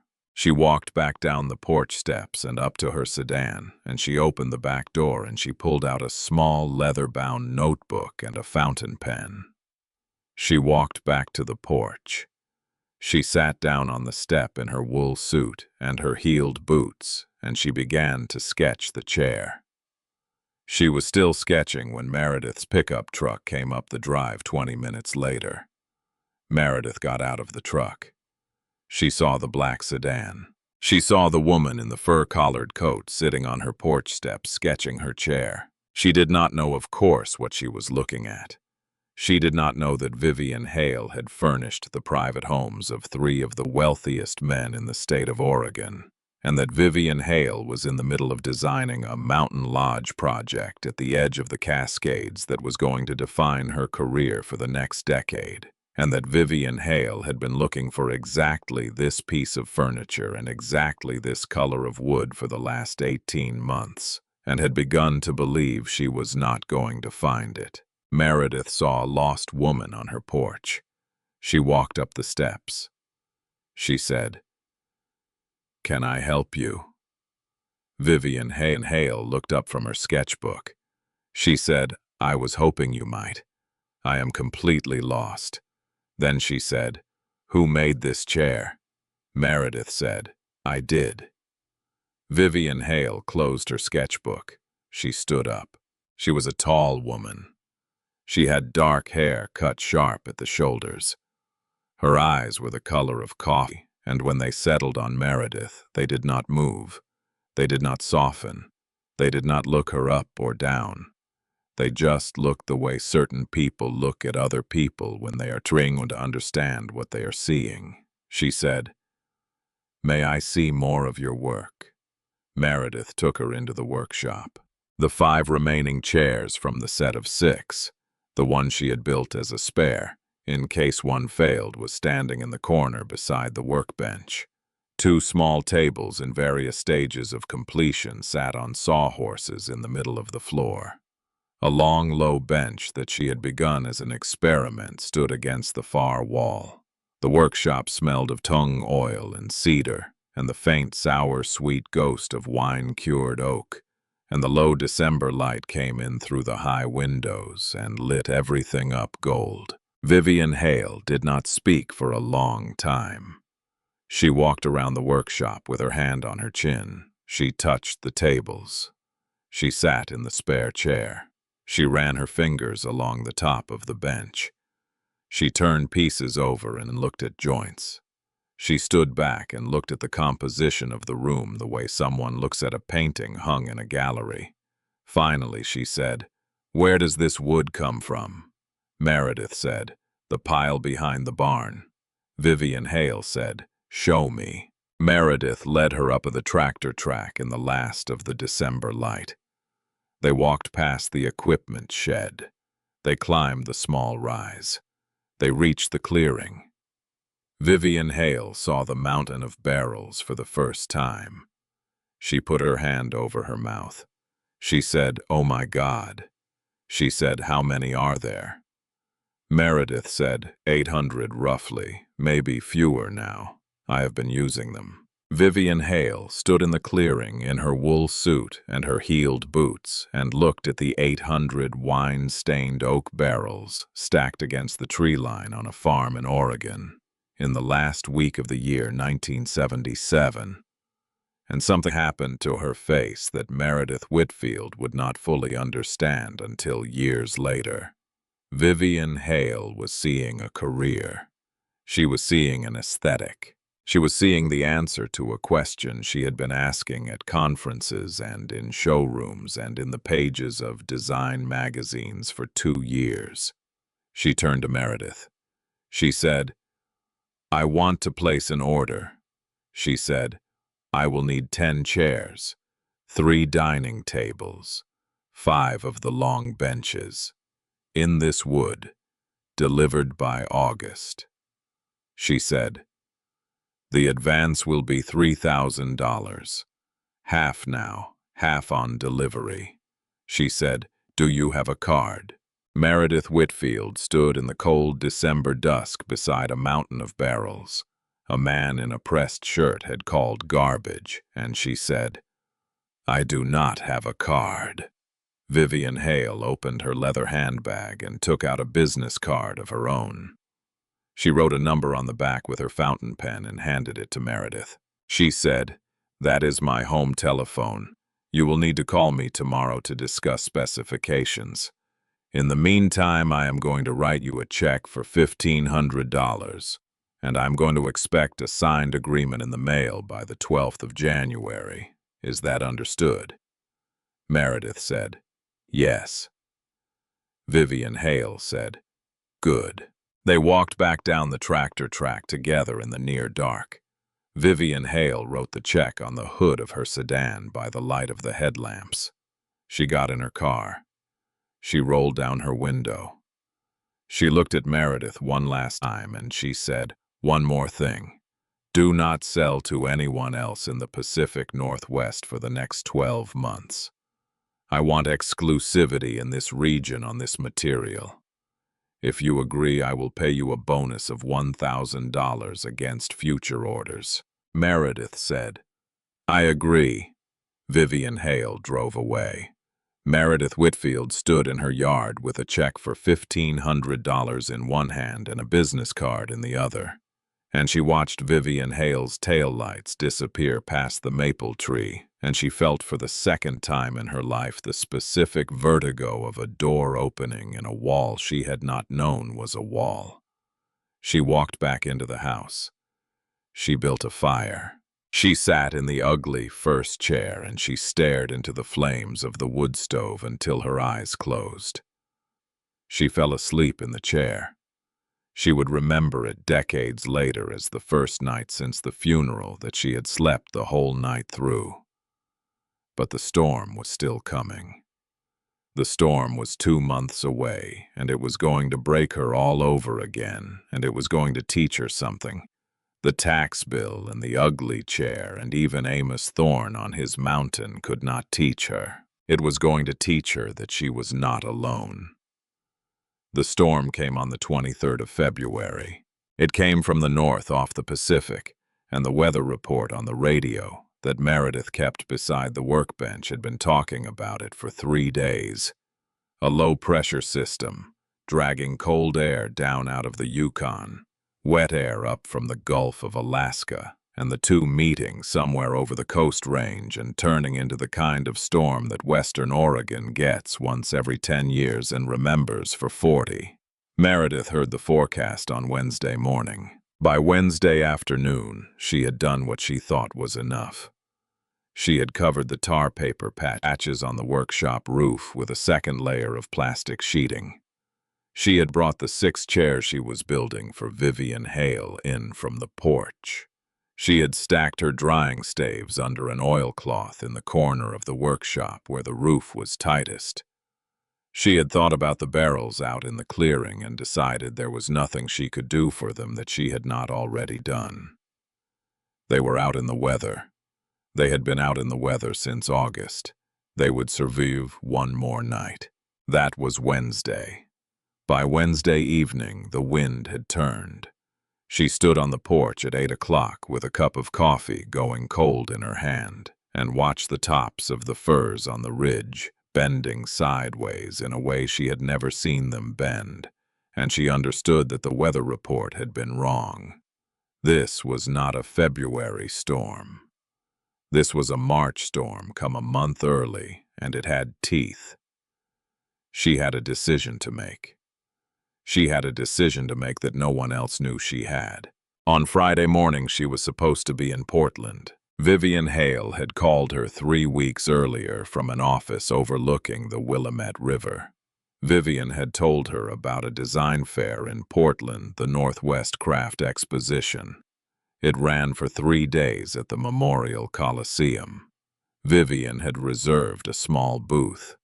She wanted Meredith to bring 6 pieces of her best work.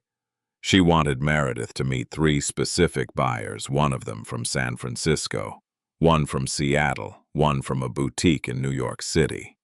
Vivian had said in the crisp, certain way Vivian said everything. "This is the doorway, Meredith. What is on the other side of this doorway is bigger than anything I have shown you so far." The fair opened Friday morning at 9. Meredith needed to leave the farm by 4 in the afternoon on Thursday to make the drive with the loaded truck. The storm was Wednesday night into Thursday morning. Standing on the porch at 8 o'clock on Wednesday evening, with the wind bending the firs sideways, Meredith did the calculation. If the storm blew through by dawn, she could get on the road by noon and still make Portland. If the storm blew through by dawn, the workshop would hold. If the storm blew through by dawn, the barrels would survive because the barrels had already survived worse. The storm did not blow through by dawn. The first crack came at 11 o'clock Wednesday night. Meredith was in the kitchen. She had already gone to bed once and gotten up again. She was in her nightgown and her canvas jacket, and her boots standing at the sink with a glass of water in her hand and listening to the wind, and there was a sound from the direction of the workshop that was not a wind sound. It was the sound of something giving way. She was out the back door in 8 seconds. The rain hit her like a hand. It was coming sideways, driven by a wind that had passed 40 miles an hour ago and was still climbing, and it was cold enough that she could feel it through her jacket in 3 steps. She ran to the workshop.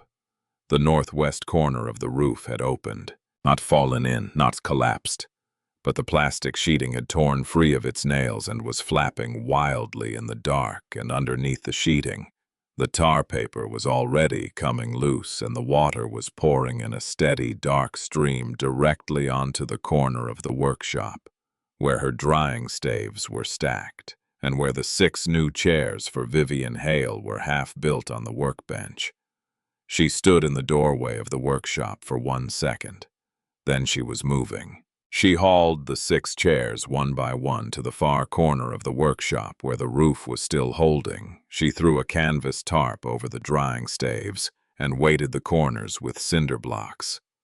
She grabbed a ladder and a hammer and a coffee can full of galvanized nails, and she went out into the storm. The ladder would not stand straight against the workshop wall. The wind kept trying to blow it over. She put one boot on the bottom rung to hold it steady and climbed with her hammer in her teeth. She was not thinking about Portland. She was thinking about the roof.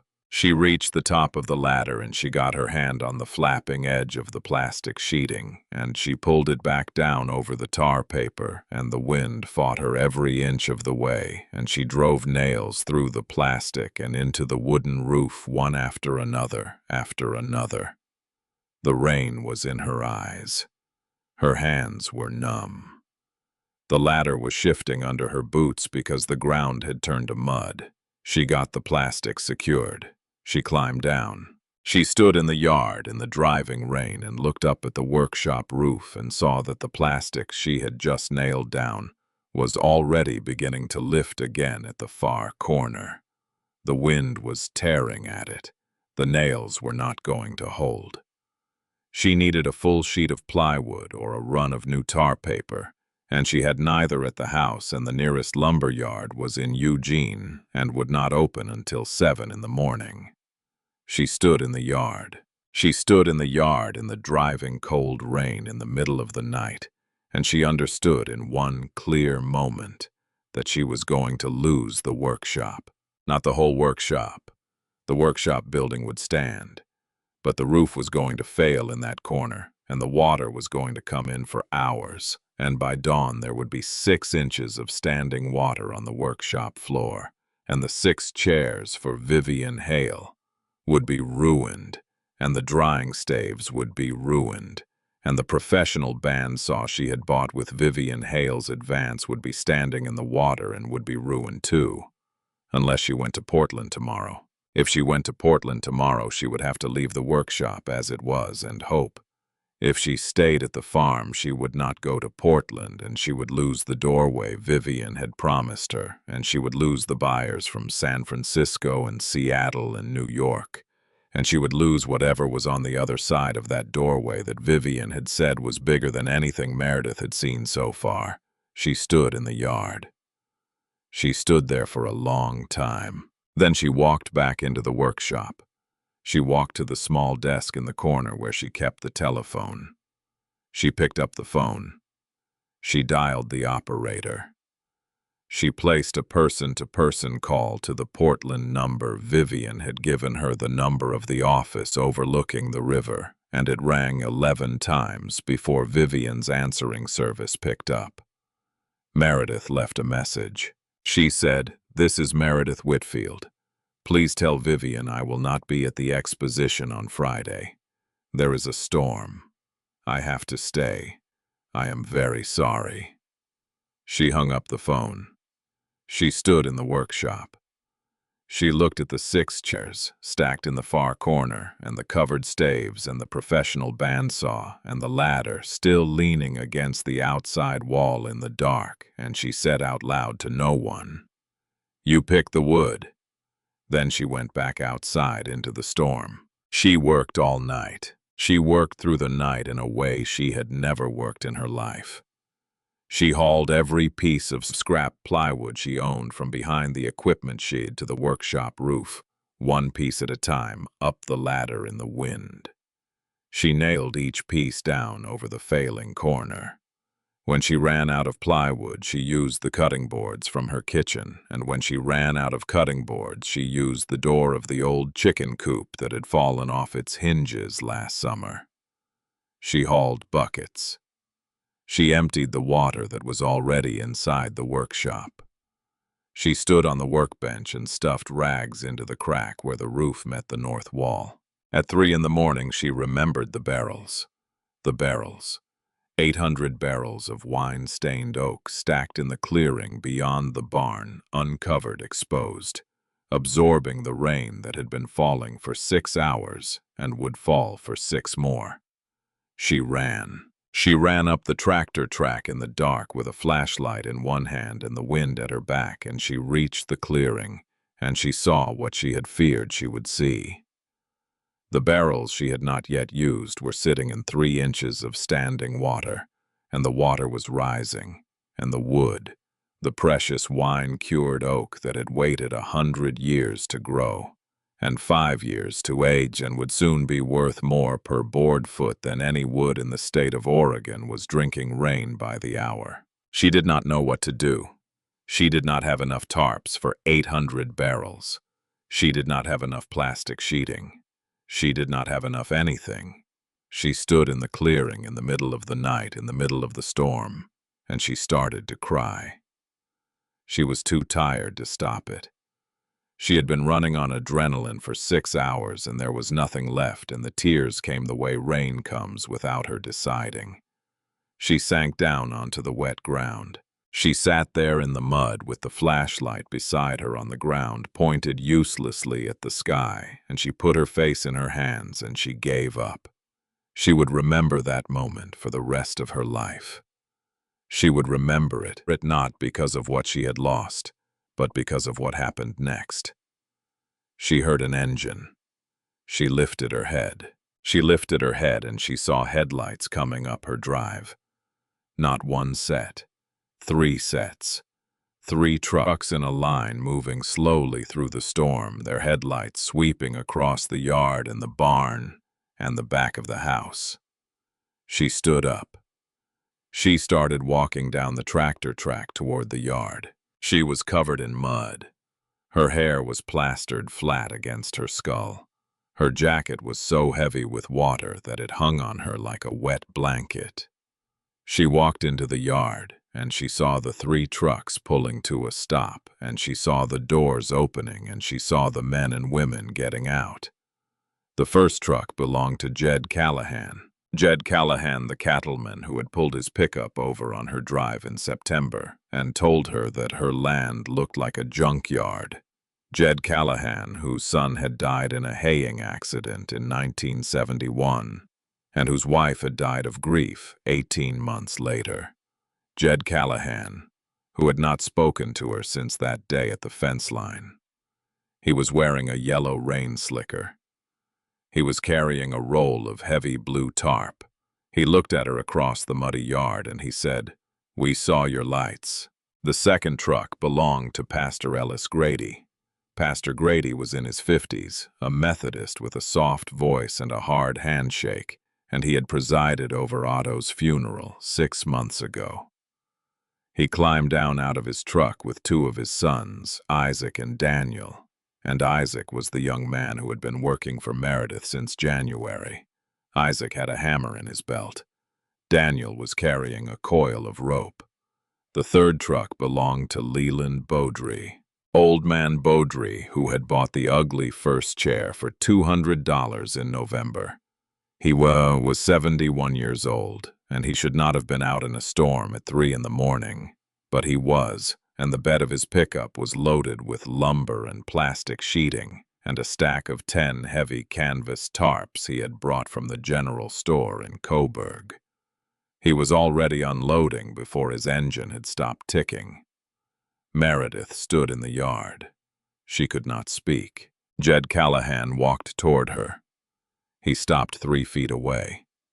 He looked at her muddy face and her soaked jacket and her hands hanging useless at her sides. He said, "Where are the barrels?" She said, "The clearing, behind the barn." He said, "Show us." She showed them. They worked until dawn. 8 of them, including her.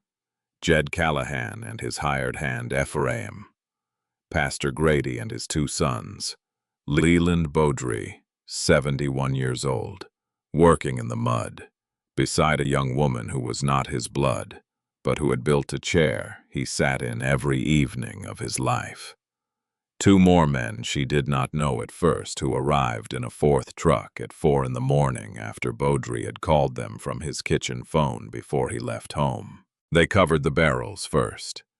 They stretched the heavy canvas tarps across the tops of the piles and staked them down with rebar and wire, and the tarps caught the wind and tried to fly, and the men held them down with their weight until the stakes were driven.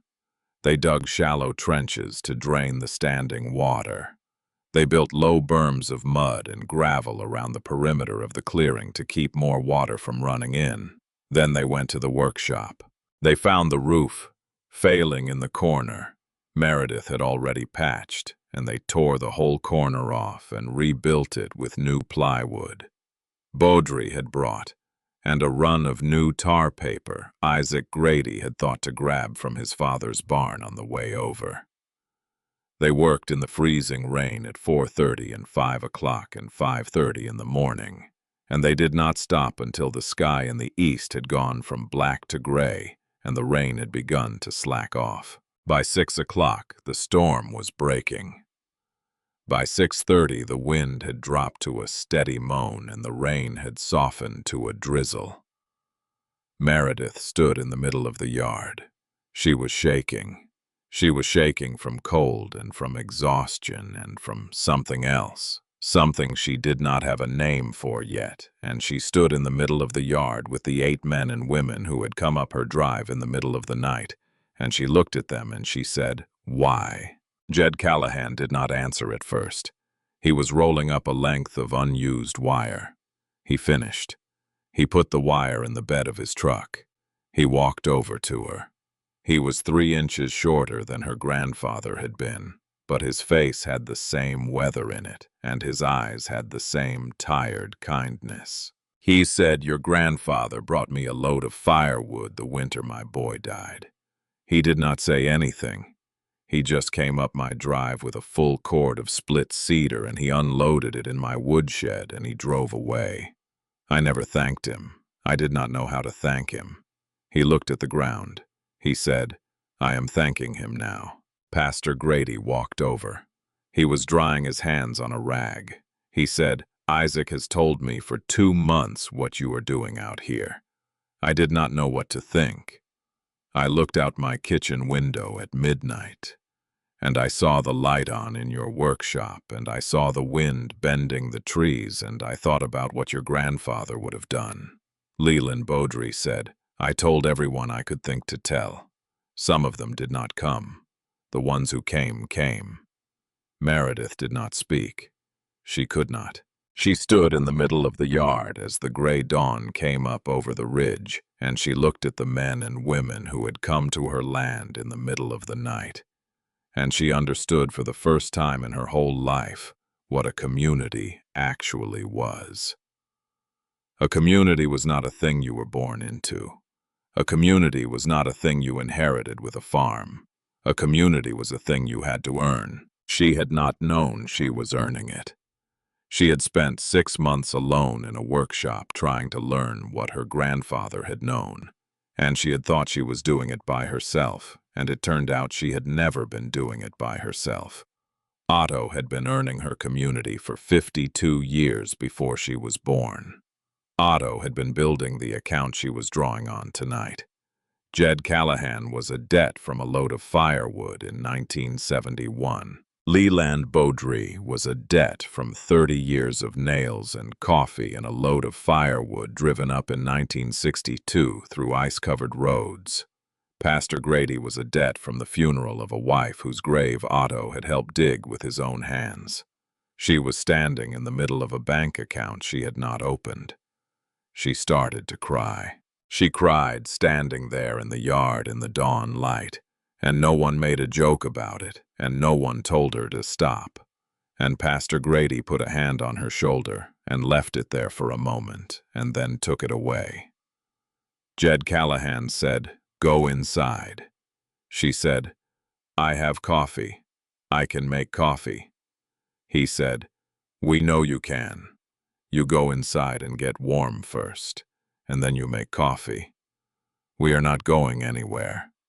She went inside. She built the fire up in the wood stove. She put a full pot of coffee on a boil, and she went upstairs and changed her clothes. And when she came back down, the 8 people who had saved her life were sitting in her kitchen and her living room and on her porch, and someone had built the fire up higher, and the whole house smelled like coffee and wet wool and wood smoke. She never made it to Portland. She never made it to the Northwest Craft Exposition. The buyer from San Francisco went home without meeting her.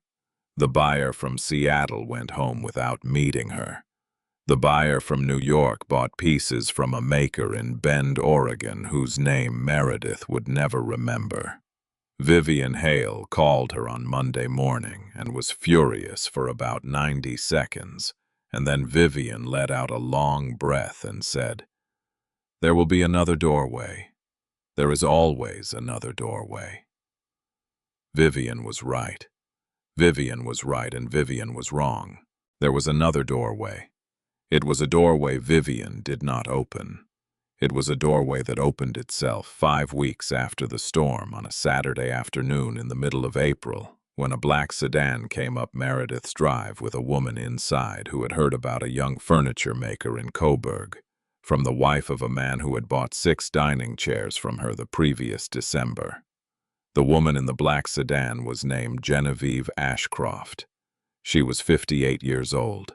She was the buyer for a chain of high-end lodges in Aspen and Jackson Hole and Whitefish, and she wanted 40 pieces of Meredith's furniture for a project that was going to make Meredith Whitfield's name in the Mountain West for the next 20 years.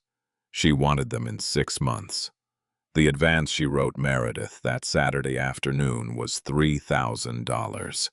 $3,000. The storm had cost Meredith Portland. The storm had also cost her a night of sleep and a workshop roof and the 6 chairs for Vivian Hale, which had survived because the men who came in the middle of the night had gotten there in time. The storm had also given her Jed Callahan and Pastor Ellis Grady and Leland Beaudry and Isaac and Daniel Grady and Ephraim Callahan and 2 men whose names she would not fully learn until the following summer. The storm had given her a community, and the community, it turned out, had a mouth. The word about the young woman who was making furniture out of wine-stained oak began to spread the way. Word spread in small towns, which is slowly at first, and then all at once. Jed Callahan told his brother in Salem. Leland Beaudry told his supplier in Portland. Pastor Grady mentioned her from the pulpit one Sunday in a sermon about the transformation of what men call worthless. And the word carried out of the little Methodist church, and into the parking lot, and into the coffee hours, and out into the wider Willamette Valley. By June, Meredith had a waiting list of 3 months. By August, she had a waiting list of 6 months. By the end of 1978, 1 year after she had cashed her first $200 bill from Leland Beaudry, Meredith Whitfield had grossed $19,000. She had also stopped calling her business the Pile of Barrels. She had given it a name. She called it Whitfield and Oak Company. She put the name on a small wooden sign at the top of her drive. The sign was carved by hand, in her own hand, out of a single piece of wine-stained oak from a barrel that had been the last barrel dumped by Nathaniel Ashford's men in September of 1977. She had chosen that barrel on purpose. She wanted the sign to be made from the last piece of what had been called garbage. She hung the sign on a cool morning in October of 1978. Isaac Grady helped her mount it. They stood together at the top of the drive with the sign hanging between 2 cedar posts, and Isaac stepped back and looked at it, and Isaac said, "Your grandfather would like that." Meredith said, "I hope so." The seasons turned. They turned in the way. Seasons turn on a farm, which is to say slowly and without notice. And then one morning you look up and it has been 10 years, 10 years, 10 years since the storm, 15 years since Otto's death. Meredith Whitfield was 32 years old, and Whitfield and Oak Company employed 6 full-time craftspeople, and the workshop had grown to fill the entire east half of the old barn, and there was a new building beside it for finishing and shipping. The barrels behind the barn had shrunk from 800 to 300, but the 300 that remained were the ones Meredith had chosen not to use yet. They were the finest of the barrels, the oldest oak, the deepest color. She had been saving them without quite knowing why, the way a person saves the last bottle of wine from a case that will never be replaced. The professional buyers came now, from San Francisco, from Chicago, from New York. Vivian Hale's original prophecy about the doorway had turned out to be true. It had only been the wrong doorway. The right one had been Genevieve Ashcroft's, and after her a dozen more. Meredith did not marry. She was asked twice. She said no both times kindly. She would tell her apprentices years later that she had never met a man who understood what she was doing with the wood in the way she needed to be understood, and that she had decided at some point that being alone with the wood was better than being not alone with someone who did not see it. She did not think of it as a sacrifice. She thought of it as a choice. She thought about Otto often. She thought about him whenever she opened the wooden chest in the workshop, and she thought about him whenever she cut a wedged mortise and tenon joint, and she thought about him whenever she stood at her workbench at the end of a long day with a curl of wine-stained oak in her hand, and remembered the first one, the one she still carried in the pocket of the apron he had left her. She thought about him on a Tuesday afternoon in the fall of 1987 when a car came up her drive that she recognized. It was a sensible American sedan. It was almost but not quite the same car that had come up her drive in August of 1977. The man who got out was older. Nathaniel Ashford was in his mid-60s now. His hair was gone. He walked with a stiffness in his left hip that had not been there 10 years ago. He wore a wool coat, not a pressed shirt, and he moved more slowly across the yard than Meredith remembered him moving. She was in the workshop. Isaac Grady, who was now her foreman and had been for 4 years, came in and told her someone was here to see her. She wiped her hands on her apron and walked out to the yard. Nathaniel Ashford stood beside his sedan. He looked at her. She looked at him. Neither of them spoke for a full minute. Finally he said, "Miss Whitfield." She said, "Mr. Ashford." He said, "I would like a moment of your time if you can spare it." She led him to the porch. She offered him a glass of water from the pitcher she still kept in the icebox. He accepted this time. They sat on the porch bench where they had sat 10 years and 2 months before, and the maple tree at the top of the drive had grown taller, and the world had grown older, and Nathaniel Ashford held his glass of water in both hands and looked out across the yard at the sign that said Whitfield and Oak Company, and he did not speak for a long time. Then he said, "I owe you an apology." She said, "You do not owe me anything." He said, "I do. I owe you a great deal. I owe you more than I know how to say." He set his glass down. He said, "For 9 years we burned them, you know, before we came to you, every fall. A great pile in the field behind the winery. We would douse them with kerosene and set the whole pile on fire, and the fire would burn for 2 days. We thought we were disposing of a waste product. We thought we were being efficient." He shook his head. I said, "My wife's brother is a furniture buyer. He was at the trade show in San Francisco last spring. He came home and he told me. He said, 'Nathaniel, do you know what your old wine barrels are worth?' He named a figure. I did not believe him." He looked at Meredith. He said, "I looked into it. I made some calls. I found out. And I realized what I had said to you on that porch 10 years ago. I realized what I had signed away." He was quiet. He said, "I came to apologize." Meredith looked at him. She looked at him for a long moment. She said, You paid me $120 a month. He said, I know. She said, for 6 years, until I stopped cashing the checks. He said, I know. She said, I did not know what I was signing. I was 22 years old and I had just buried the only person who had ever loved me. I signed because I was afraid I was going to lose the farm. You knew I did not know. He said, I did not know what the wood would become. I did not know that, but you are right. I knew you did not know. He looked down at his hands. He said, there is no way to make it right. I am not asking to make it right. I am asking to say the words, I was wrong. I was wrong on that porch 10 years ago, and I've been wrong every year since, and I wanted to say the words out loud to you before I am too old to say them. Meredith did not answer at first. She looked out at the yard. She looked at the sign at the top of the drive and the barns and the small crew of craftspeople she could see moving in and out of the finishing building, and the truck loaded with a shipment for a hotel in Santa Fe that would leave that afternoon, and she thought about what her grandfather would have said to a man like Nathaniel Ashford sitting on a porch bench, offering the only thing he had left to offer.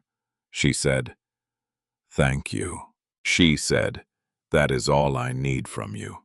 Thank you for saying it." He nodded. He stood up. He offered her his hand. She took it. She would remember later that his hand was smaller than she had expected.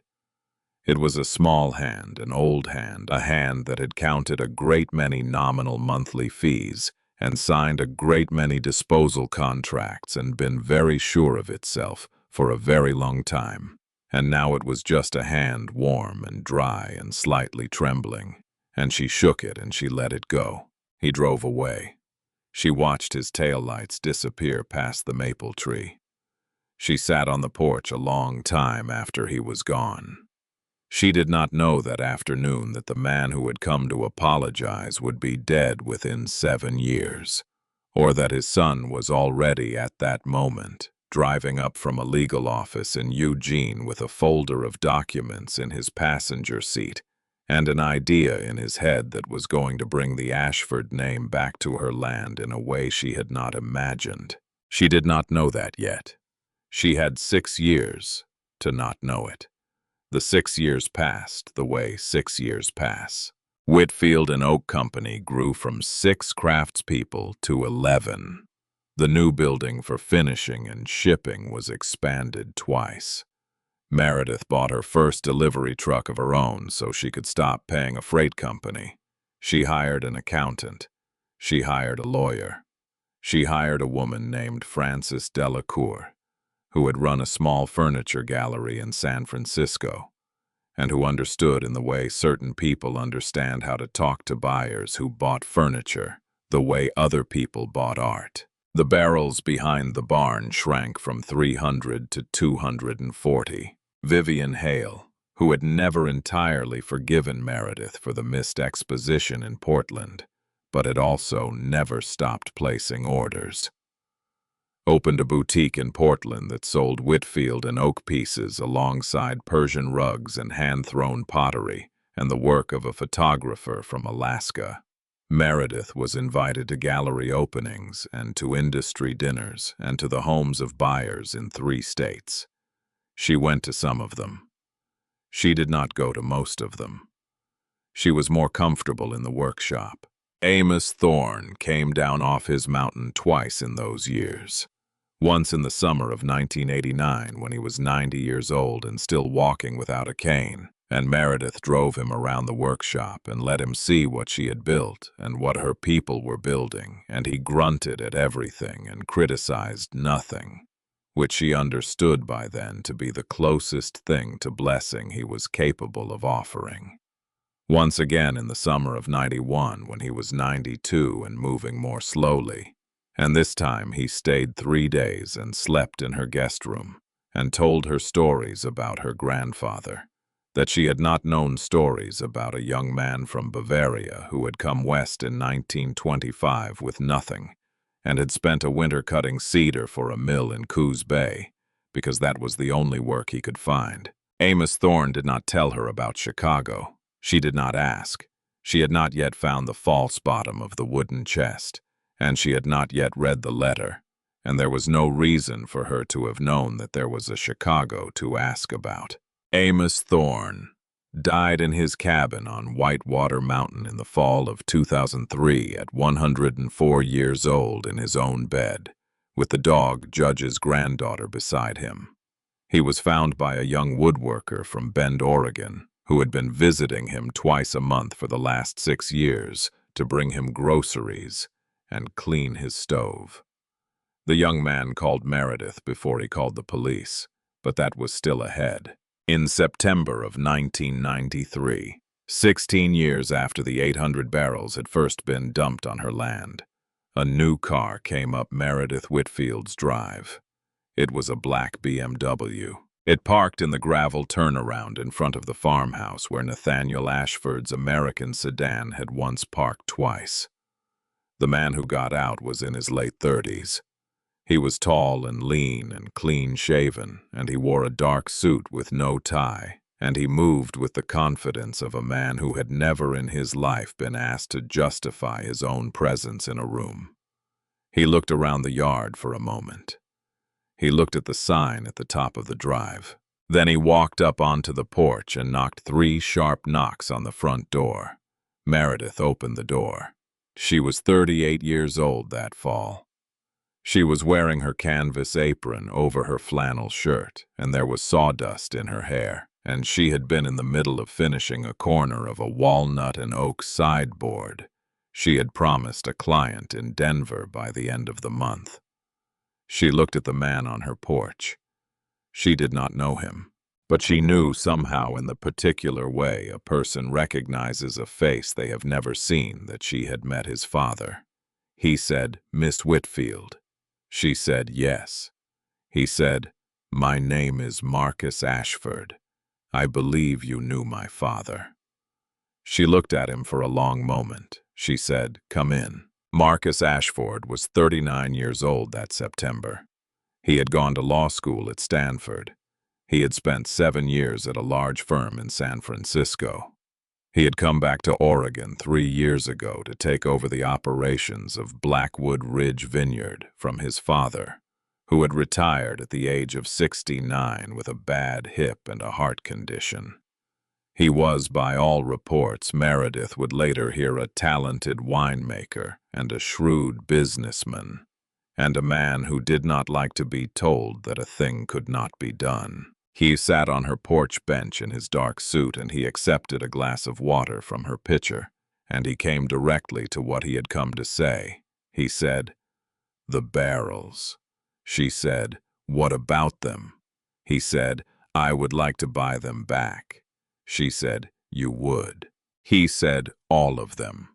Whatever you have left. I have done some looking into the market for what you have built here. Miss Whitfield and I would like to make you an offer. I am prepared to pay you $200 per barrel for whatever remains on your property. That is roughly $48,000 based on what I have been told your inventory looks like. It is a substantial figure." Meredith did not speak. He continued. He said, "Alternatively, I am prepared to make a different kind of offer. Blackwood Ridge would license the name of your business. We would put the Whitfield and Oak logo on a line of furniture manufactured under our supervision at a facility we are prepared to lease in Salem. You would receive a royalty on every piece sold. Your name would be on furniture in every high-end hotel in the country within 5 years. You would not have to lift a chisel." He watched her face. Ida said, "The third option, and I mention it because I want you to have the complete picture, is that Blackwood Ridge is prepared to purchase the entirety of your farm at fair market value, plus 20%, with a lifetime leaseback arrangement that would allow you to continue living in the farmhouse. This would be a very substantial figure." Meredith looked at her hands. She said, "How is your father?" He blinked. He said, "My father is well." She said, "Please tell him I said hello." Then she said, "The answer is no." Marcus Ashford looked at her. He said, "You have not asked which offer." She said, "I do not need to. The answer to all three is no." He set his glass of water on the porch table. He said, "Miss Whitfield, I do not think you understand the numbers I am prepared to discuss." She said, "I understand them. The answer is still no." He was quiet. Then he said, "May I ask why?" She looked at him. She said, "Your father asked me a question in 1977 that I said yes to because I did not understand what I was saying yes to. I have spent 16 years understanding it. You are asking me a question now that I do understand. So the answer is no." She said, "You may finish your water, and then you should go." Marcus Ashford finished his water. He stood up. He shook her hand with a grip that was too firm, the way certain men shake hands when they have not gotten what they came for. And he walked back down her porch steps and got into his black BMW and drove away. She thought that was the end of it.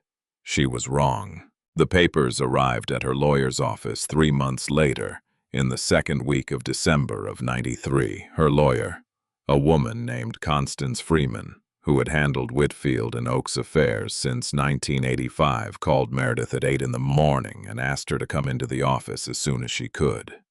Meredith drove into Eugene. She sat across the desk from Constance Freeman in a room that smelled of coffee and old books, and Constance Freeman set a thick manila folder on the desk between them. She said, "Meredith, I have to tell you something you are not going to like." Meredith said, "Tell me." Constance said, "Blackwood Ridge Vineyard has filed a civil complaint against you in Lane County Superior Court.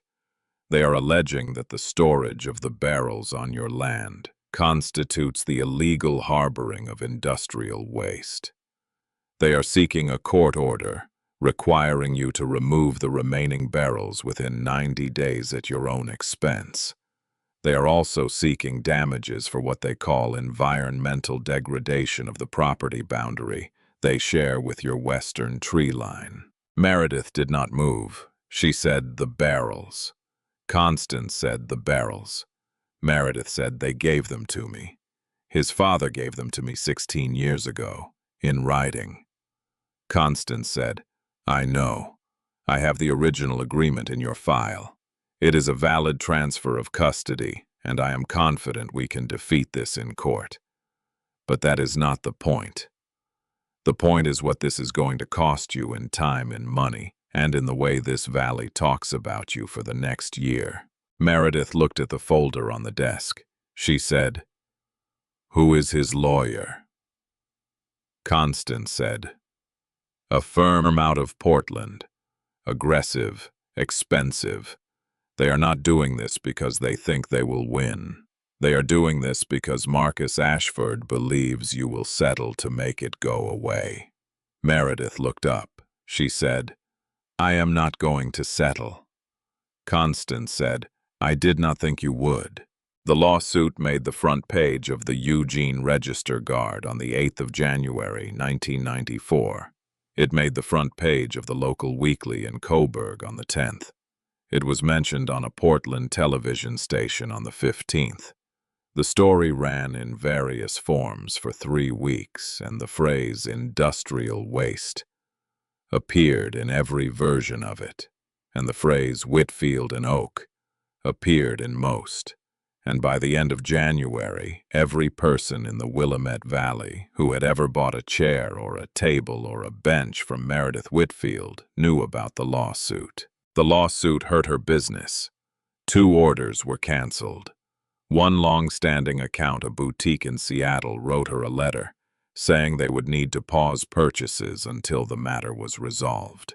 Francis Delacour, her gallery director, told her over the phone that at least 3 buyers had told Francis they were nervous.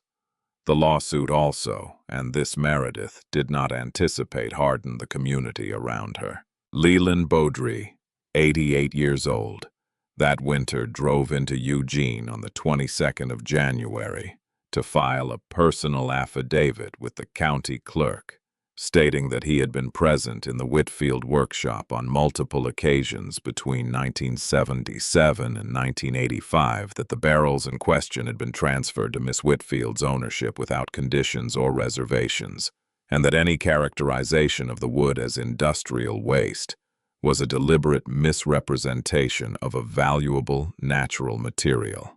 Pastor Ellis Grady, 71 and still preaching, delivered a sermon on the first Sunday in February titled, "The Stone the Builders Rejected." He read from the Gospel of Matthew, and he did not name names, but the congregation understood who he was talking about. And by the following Wednesday, the story of the sermon had traveled to every congregation in the county. Jed Callahan, 82 years old and half-blind in his right eye, drove to Meredith's farm the day after the lawsuit was announced. He did not knock. He walked into the workshop where she was working. He put a check for $2,000 on her workbench without a word. He said, "You are going to need it for legal fees. I do not want it back. Your grandfather would have done the same for me." She tried to give him the check back. He would not take it. She used the money and $8,000 more from her own accounts, and she went to trial in April of 1994. The trial lasted 3 days. It was held in a small courtroom on the 3rd floor of the Lane County Courthouse in Eugene, a room with high windows and hardwood benches, and a judge named Harold Prescott, who was 61 years old and had lived in the valley all his life and had known Otto Whitfield socially in the years before Otto's death. Marcus Ashford's lawyers made their case first. They argued that the transfer of the barrels in 1977 had been intended as a temporary storage arrangement, not a transfer of ownership.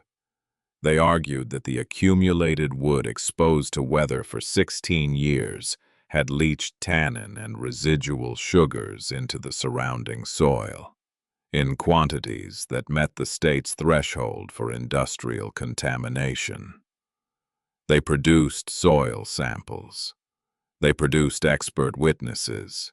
They produced a professor of environmental science from the University of Oregon, who said under oath, and with visible discomfort, that yes, the samples could be characterized as showing measurable levels of contamination, although he was compelled to add when Constance Freeman cross-examined him that the levels in question were also consistent with the natural decomposition of any wooden structure on any farm in the state of Oregon. Constance Freeman put Meredith on the stand on the afternoon of the second day. She asked Meredith to describe her understanding of the 1977 agreement. Meredith described it. She described sittings on her porch in August of 1977 with a stack of unpaid bills on her kitchen table and the property tax due in 8 weeks. She described a man in a pressed shirt with a smile that did not reach his eyes. She described the exact language he had used, which was that the winery had a disposal problem, and would she be willing to accept a nominal monthly fee in exchange for allowing them to stack the barrels on her back acreage out of sight, out of mind. She described the check for $120 that had arrived in October of 1977, and the second check in November, and the third check in December, and the checks that had continued to arrive every month until she stopped cashing them in 1983. She described signing a paper the exact language of which she had not fully read, because she was 22 years old and terrified and desperate for the money, and because the man in the pressed shirt had told her that she was signing an agreement to receive a monthly payment for the use of unproductive land. Constance Freeman entered the original 1977 agreement into evidence. She read the operative language aloud, the operative language in the flat and legally unambiguous prose of Nathaniel Ashford's contract from 16 years before, described the transfer as follows. The winery hereby permanently conveys to the landowner all right title and interest in the described barrels, including, but not limited to, any subsequent commercial or artistic value that may attach to the material through the landowner's own effort. The winery makes no claim of ongoing ownership. Constance Freeman looked at the jury. She said, "The winery makes no claim of ongoing ownership. The winery, meaning Blackwood Ridge Vineyard, meaning the plaintiff. 16 years ago, in writing, the plaintiff's father transferred permanent ownership of these barrels to my client. He drafted the language himself." Marcus Ashford's lead lawyer stood up to object. He was cut off by a voice from the back of the courtroom. The voice said, "Excuse me, Your Honor, I would like to make a statement." Every head in the room turned. Standing in the back doorway of the courtroom, leaning on a wooden cane with a bronze handle, was Nathaniel Ashford. He was 75 years old that spring. He was thin. His face had gone the color of old paper. He was wearing a wool suit that had fit him better 10 years ago, and he was holding the cane in one hand and a folded sheet of paper in the other, and he was looking directly across the room at his son. Marcus Ashford turned in his chair. His face went white. He said, "Dad." Nathaniel Ashford did not answer his son. He looked at Judge Prescott. He said, "Your Honor, my name is Nathaniel Ashford. I am the individual who signed the 1977 agreement with Miss Whitfield. I would like to be sworn in and permitted to testify." Judge Prescott looked at Constance Freeman. Constance Freeman looked at Meredith. Meredith did not speak. Judge Prescott said, "Mr. Ashford, are you a witness for the plaintiff or the defense?" Nathaniel Ashford said, "Neither, Your Honor. I am a witness for the truth." Judge Prescott looked at Marcus Ashford's lead lawyer. He said, "Any objection?" The lawyer looked at Marcus. Marcus did not speak. The lawyer said, "No objection, Your Honor." Nathaniel Ashford was sworn in. He walked slowly to the witness stand with his cane. He climbed the 2 steps up onto the small platform with the slow, careful movement of a man in his mid-70s who has been sick for a long time. He sat down. He unfolded the piece of paper in his hand. He set it on the small ledge in front of him. He looked out over the courtroom, and his gaze passed over his son, and it stopped on Meredith Whitfield. He said, "I did draft the language, Your Honor. My son's counsel is correct, but I did not draft it as a temporary storage agreement. I drafted it as a permanent transfer. I did that because I did not believe at the time that anything of value was being transferred. I believed I was giving away trash. I signed my name to a piece of paper that permanently gave those 800 barrels of oak to a 22-year-old woman who had just buried her grandfather. And I did it because I thought I was cheating her by paying her at all for the privilege of taking my problem off my hands." He paused. He said, "I was wrong." He looked at his son. He said, "For 9 years before we came to Miss Whitfield, we burned these barrels. We burned them in a pile behind the winery every fall. We were burning approximately $200,000 a year in unrecognized value. I did not know what we had. I did not know what we were destroying. Neither did anyone else at Blackwood Ridge Vineyard until Miss Whitfield sat in a workshop for 6 months by herself and figured it out." He looked at Meredith. He said, "She figured it out, alone, on the floor of her grandfather's barn. She figured it out with a book her grandfather left behind, and a set of tools he had brought from Bavaria, and a will that I would not wish on any young woman ever again. She figured out that we had been calling something garbage that had been treasure the whole time. And when I finally came to her in 1987 to apologize, she accepted my apology with more grace than I had earned." He looked at his son again. He said, "This lawsuit is not the position of Blackwood Ridge Vineyard. It is the position of one man who thinks he can take with a court order what his father foolishly signed away. And it is going to end in this courtroom this afternoon. Marcus Ashford stood up. He said, "Dad." Nathaniel Ashford held up the folded sheet of paper. He said, "This is a signed statement notarized in my attorney's office in Portland last Tuesday. It ratifies the 1970 Sasan Agreement in full.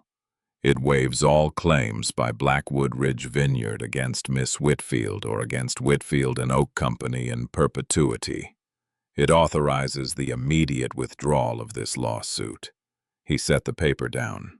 He said, "We called it garbage. She taught us there is no such thing as garbage, only a failure of imagination." He looked at Judge Prescott. He said, "Your Honor, I would like to withdraw this complaint, with the court's permission." Judge Prescott looked at Marcus Ashford's lead lawyer. Then he looked at Marcus Ashford. He said, "Mr. Ashford, your father is a signatory to the original agreement, and based on the statement he has just made under oath has authority to withdraw this action. Do you wish to be heard before I dismiss it?" Marcus Ashford did not speak. He was looking at his father. Nathaniel Ashford was not looking at him. Nathaniel Ashford was looking at Meredith. Marcus Ashford said quietly, "No, Your Honor, nothing further." Judge Prescott said, "The complaint is withdrawn. This case is dismissed with prejudice. Costs to the plaintiff. This court is adjourned." He struck his gavel once. The courtroom emptied slowly. Marcus Ashford walked out with his lawyers not looking left or right and got into his black BMW in the courthouse parking lot and drove away without speaking to anyone. Meredith Whitfield walked out with Constance Freeman and Leland Beaudry and Pastor Grady, who had all sat through every hour of the 3-day trial in the third row of the courtroom, and she stood in the sunlight on the courthouse steps and blinked in the April light, like a woman coming out of a long, dark tunnel. Nathaniel Ashford came down the steps behind her. He was moving very slowly. She turned and waited for him. He stopped one step above her, which put his eyes level with hers, and he looked at her for a long moment, and he said, "I did not know until 3 weeks ago. He did not tell me. My daughter-in-law told me." She said, "It is all right." He said, "It is not all right, but thank you." She said, "How long?" He knew what she was asking. He said, 6 months, maybe. The doctor is not sure. She said, "Would you like to sit down?" He said, "I would." They sat on a bench outside the courthouse in the April sun for 20 minutes. They did not talk about the lawsuit. They did not talk about Marcus. They talked mostly about Otto, whom Nathaniel Ashford had met exactly twice at 2 different Grange Hall dinners in the early 1970s, and whom Nathaniel had liked very much on both occasions without ever knowing why. Nathaniel Ashford died 6 months later in October of 1994 in a hospital bed in Portland. His obituary in the Register Guard was short and factual, and it did not mention the barrels or the lawsuit or the 22-year-old woman he had once cheated on the porch of a farmhouse in the Willamette Valley on a hot afternoon in August of 1977. Meredith drove to the funeral. She sat in the back of the church. She did not speak to anyone. Marcus Ashford was there. He was seated in the front row. He did not turn his head. Meredith left before the graveside service, and she drove home the long way through country roads. She had not driven in 20 years, and she did not stop until she was back at the farm. She sat in the ugly first chair on her porch that evening as the sun went down. She thought about Nathaniel Ashford. She thought about Otto. She thought about the 800 barrels behind the barn, now down to 190, and about the 16 years she had spent learning what her grandfather had left her to learn, and about the 4 days on Whitewater Mountain that had changed everything, and about the night of the storm and the 8 people who had come up her drive in the dark. She thought about what Nathaniel Ashford had said in the courtroom. She taught us there is no such thing as garbage. She sat on her porch for a long time in the failing April light. She did not cry. She thought instead about what Otto would have said and about what she would say one day to the young man or young woman who came up her drive and asked to learn. The years kept turning. She bought Jed Callahan's ranch in 1994. The same year, Nathaniel Ashford died when Jed was too old to work it any longer, and his brother in Salem wanted to sell it to a developer from Portland. She paid Jed a fair price. She put the entire 600-acre parcel into a conservation trust so that no one, not her, nor any owner after her, could ever build on it or subdivide it or turn it into anything but what it was. Jed lived another 6 years. He died in his own bed on the ranch he had ranched all his life, and Meredith paid for the funeral. Leland Beaudry died in 1996 at 90 years old in the small apartment above the general store in Coburg. His will named Meredith as the recipient of one item from his personal possessions, which turned out to be the rocking chair Otto had built him in 1958, the chair he had sat in every evening of his life for 38 years. Meredith placed it in the workshop beside her own workbench, where it remains to this day. Pastor Grady died in 2001 at 78 of a stroke on a Tuesday morning after breakfast. His son Isaac, who was by then a foreman at Whitfield and Oak Company and had been for 17 years, closed the workshop for 3 days. Amos Thorne died in 2003 at 104 years old, alone in his cabin on Whitewater Mountain, except for the dog Judge's granddaughter, who was lying beside his bed. He had left a letter with his lawyer in Detroit, Oregon, and the letter named Meredith Whitfield as the sole beneficiary of his estate. His estate consisted of a small cabin, a workshop full of tools, and a set of Japanese chisels made in Kyoto in 1934. She kept the chisels. She sold the cabin to that young woodworker from Bend, who had promised he would take care of it, and she gave him the workshop tools as part of the sale. And she put the money into a scholarship fund at the small trade school she had founded in Coburg for young men and women who wanted to learn traditional woodworking. The scholarship fund is still in operation. It has helped so far 47 students. Meredith is 60 years old now. That is where this story began, on a Tuesday afternoon in her workshop with a young apprentice named Wesley, holding her grandfather's hand plain in his palm. But the story is not quite finished yet, because there was one more thing.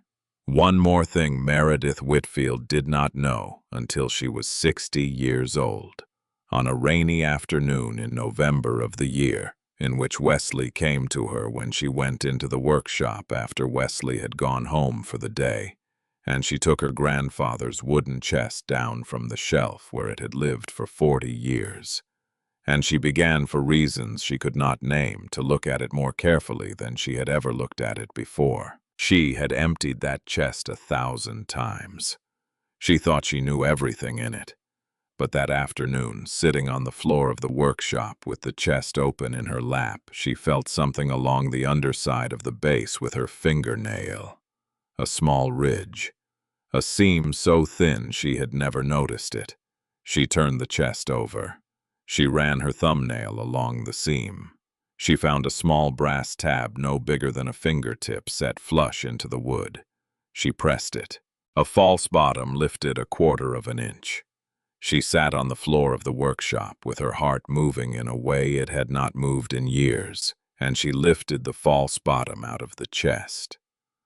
Underneath was a manila envelope. The envelope was old. It was yellow with age. On the front of the envelope, in her grandfather's leaning hand, were 4 words. For Meredith. When ready. She sat holding the envelope for a long time. Then she opened it. Inside the envelope was a single photograph, a black and white photograph. It was cracked at the edges. It had been taken with a box camera. The subject was a young man of perhaps 25 or 26, wearing a coarse wool coat and a flat cap, standing beside a large wooden building she did not recognize. Behind the young man was a mountain of wooden barrels, hundreds of them, stacked against the wall of the building, spilling out into what looked like a snowy yard catching a low winter sun. The young man in the coat was Otto Whitfield. He was smiling. On the back of the photograph, in the same leaning hand, was a caption. The caption said, "Chicago, February 1923, Kesselman Warehouse, whiskey barrels from the closed distillery." Meredith Whitfield sat on the floor of her workshop with the photograph in her hand and the empty envelope in her lap, and she began slowly to understand. Otto had done this before. Otto had done this in the year 1923 in the city of Chicago, in the middle of the great American experiment called Prohibition, when 1,000 distilleries had been shut down by law and their oak barrels had been sold for pennies to men who did not know what they held. Otto had bought them. Otto had worked them. Otto had built furniture from them.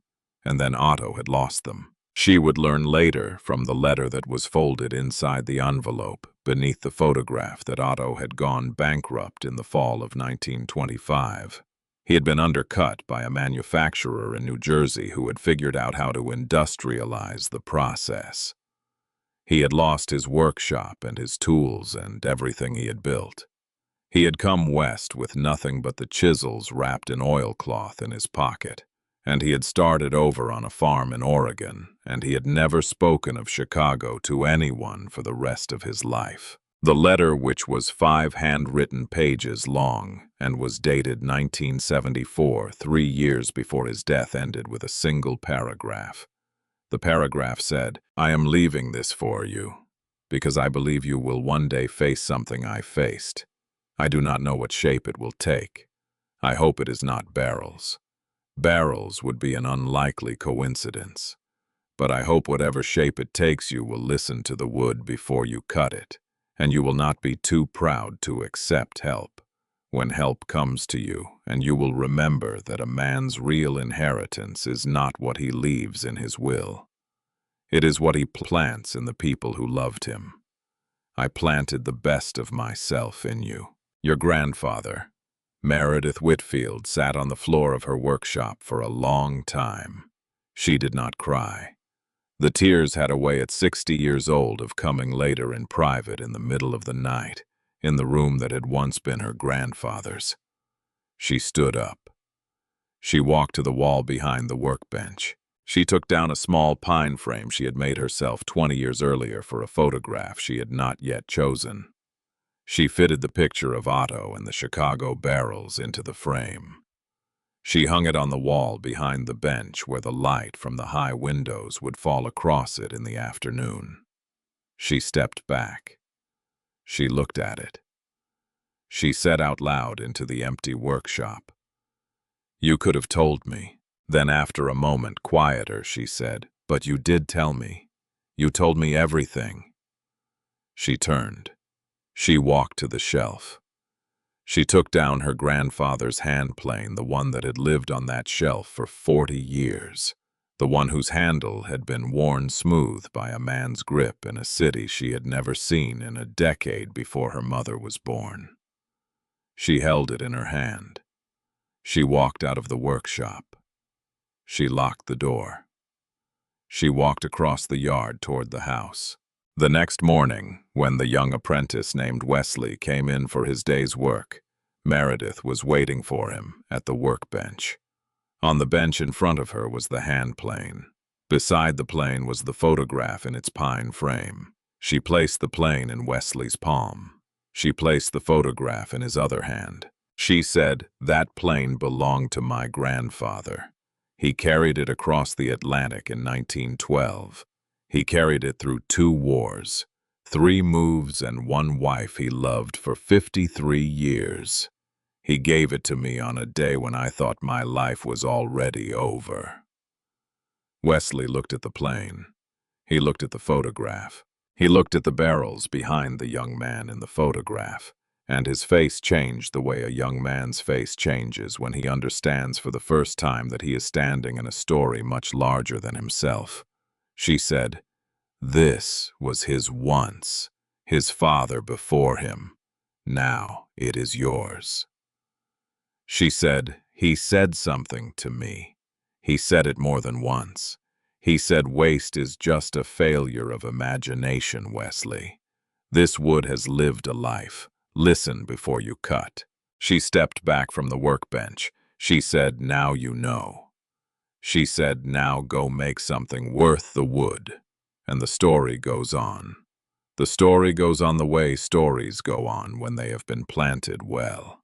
It goes on in the hands of a young man named Wesley, in a workshop in the Willamette Valley of Oregon, and it will go on in the hands of the young man or young woman he will one day teach, and in the hands of the person after that, and after that. They threw away 800 barrels. Meredith Whitfield harvested 800 barrels of time, but the time was not hers. The time was Otto Whitfield's, planted in Chicago in 1923 and buried in Oregon in 1911, and rising at last in the hands of a granddaughter who had learned on a cold October morning in a workshop that smelled of cedar and linseed oil to listen to the wood before she cut. That is the whole story. That is what was inside the barrels.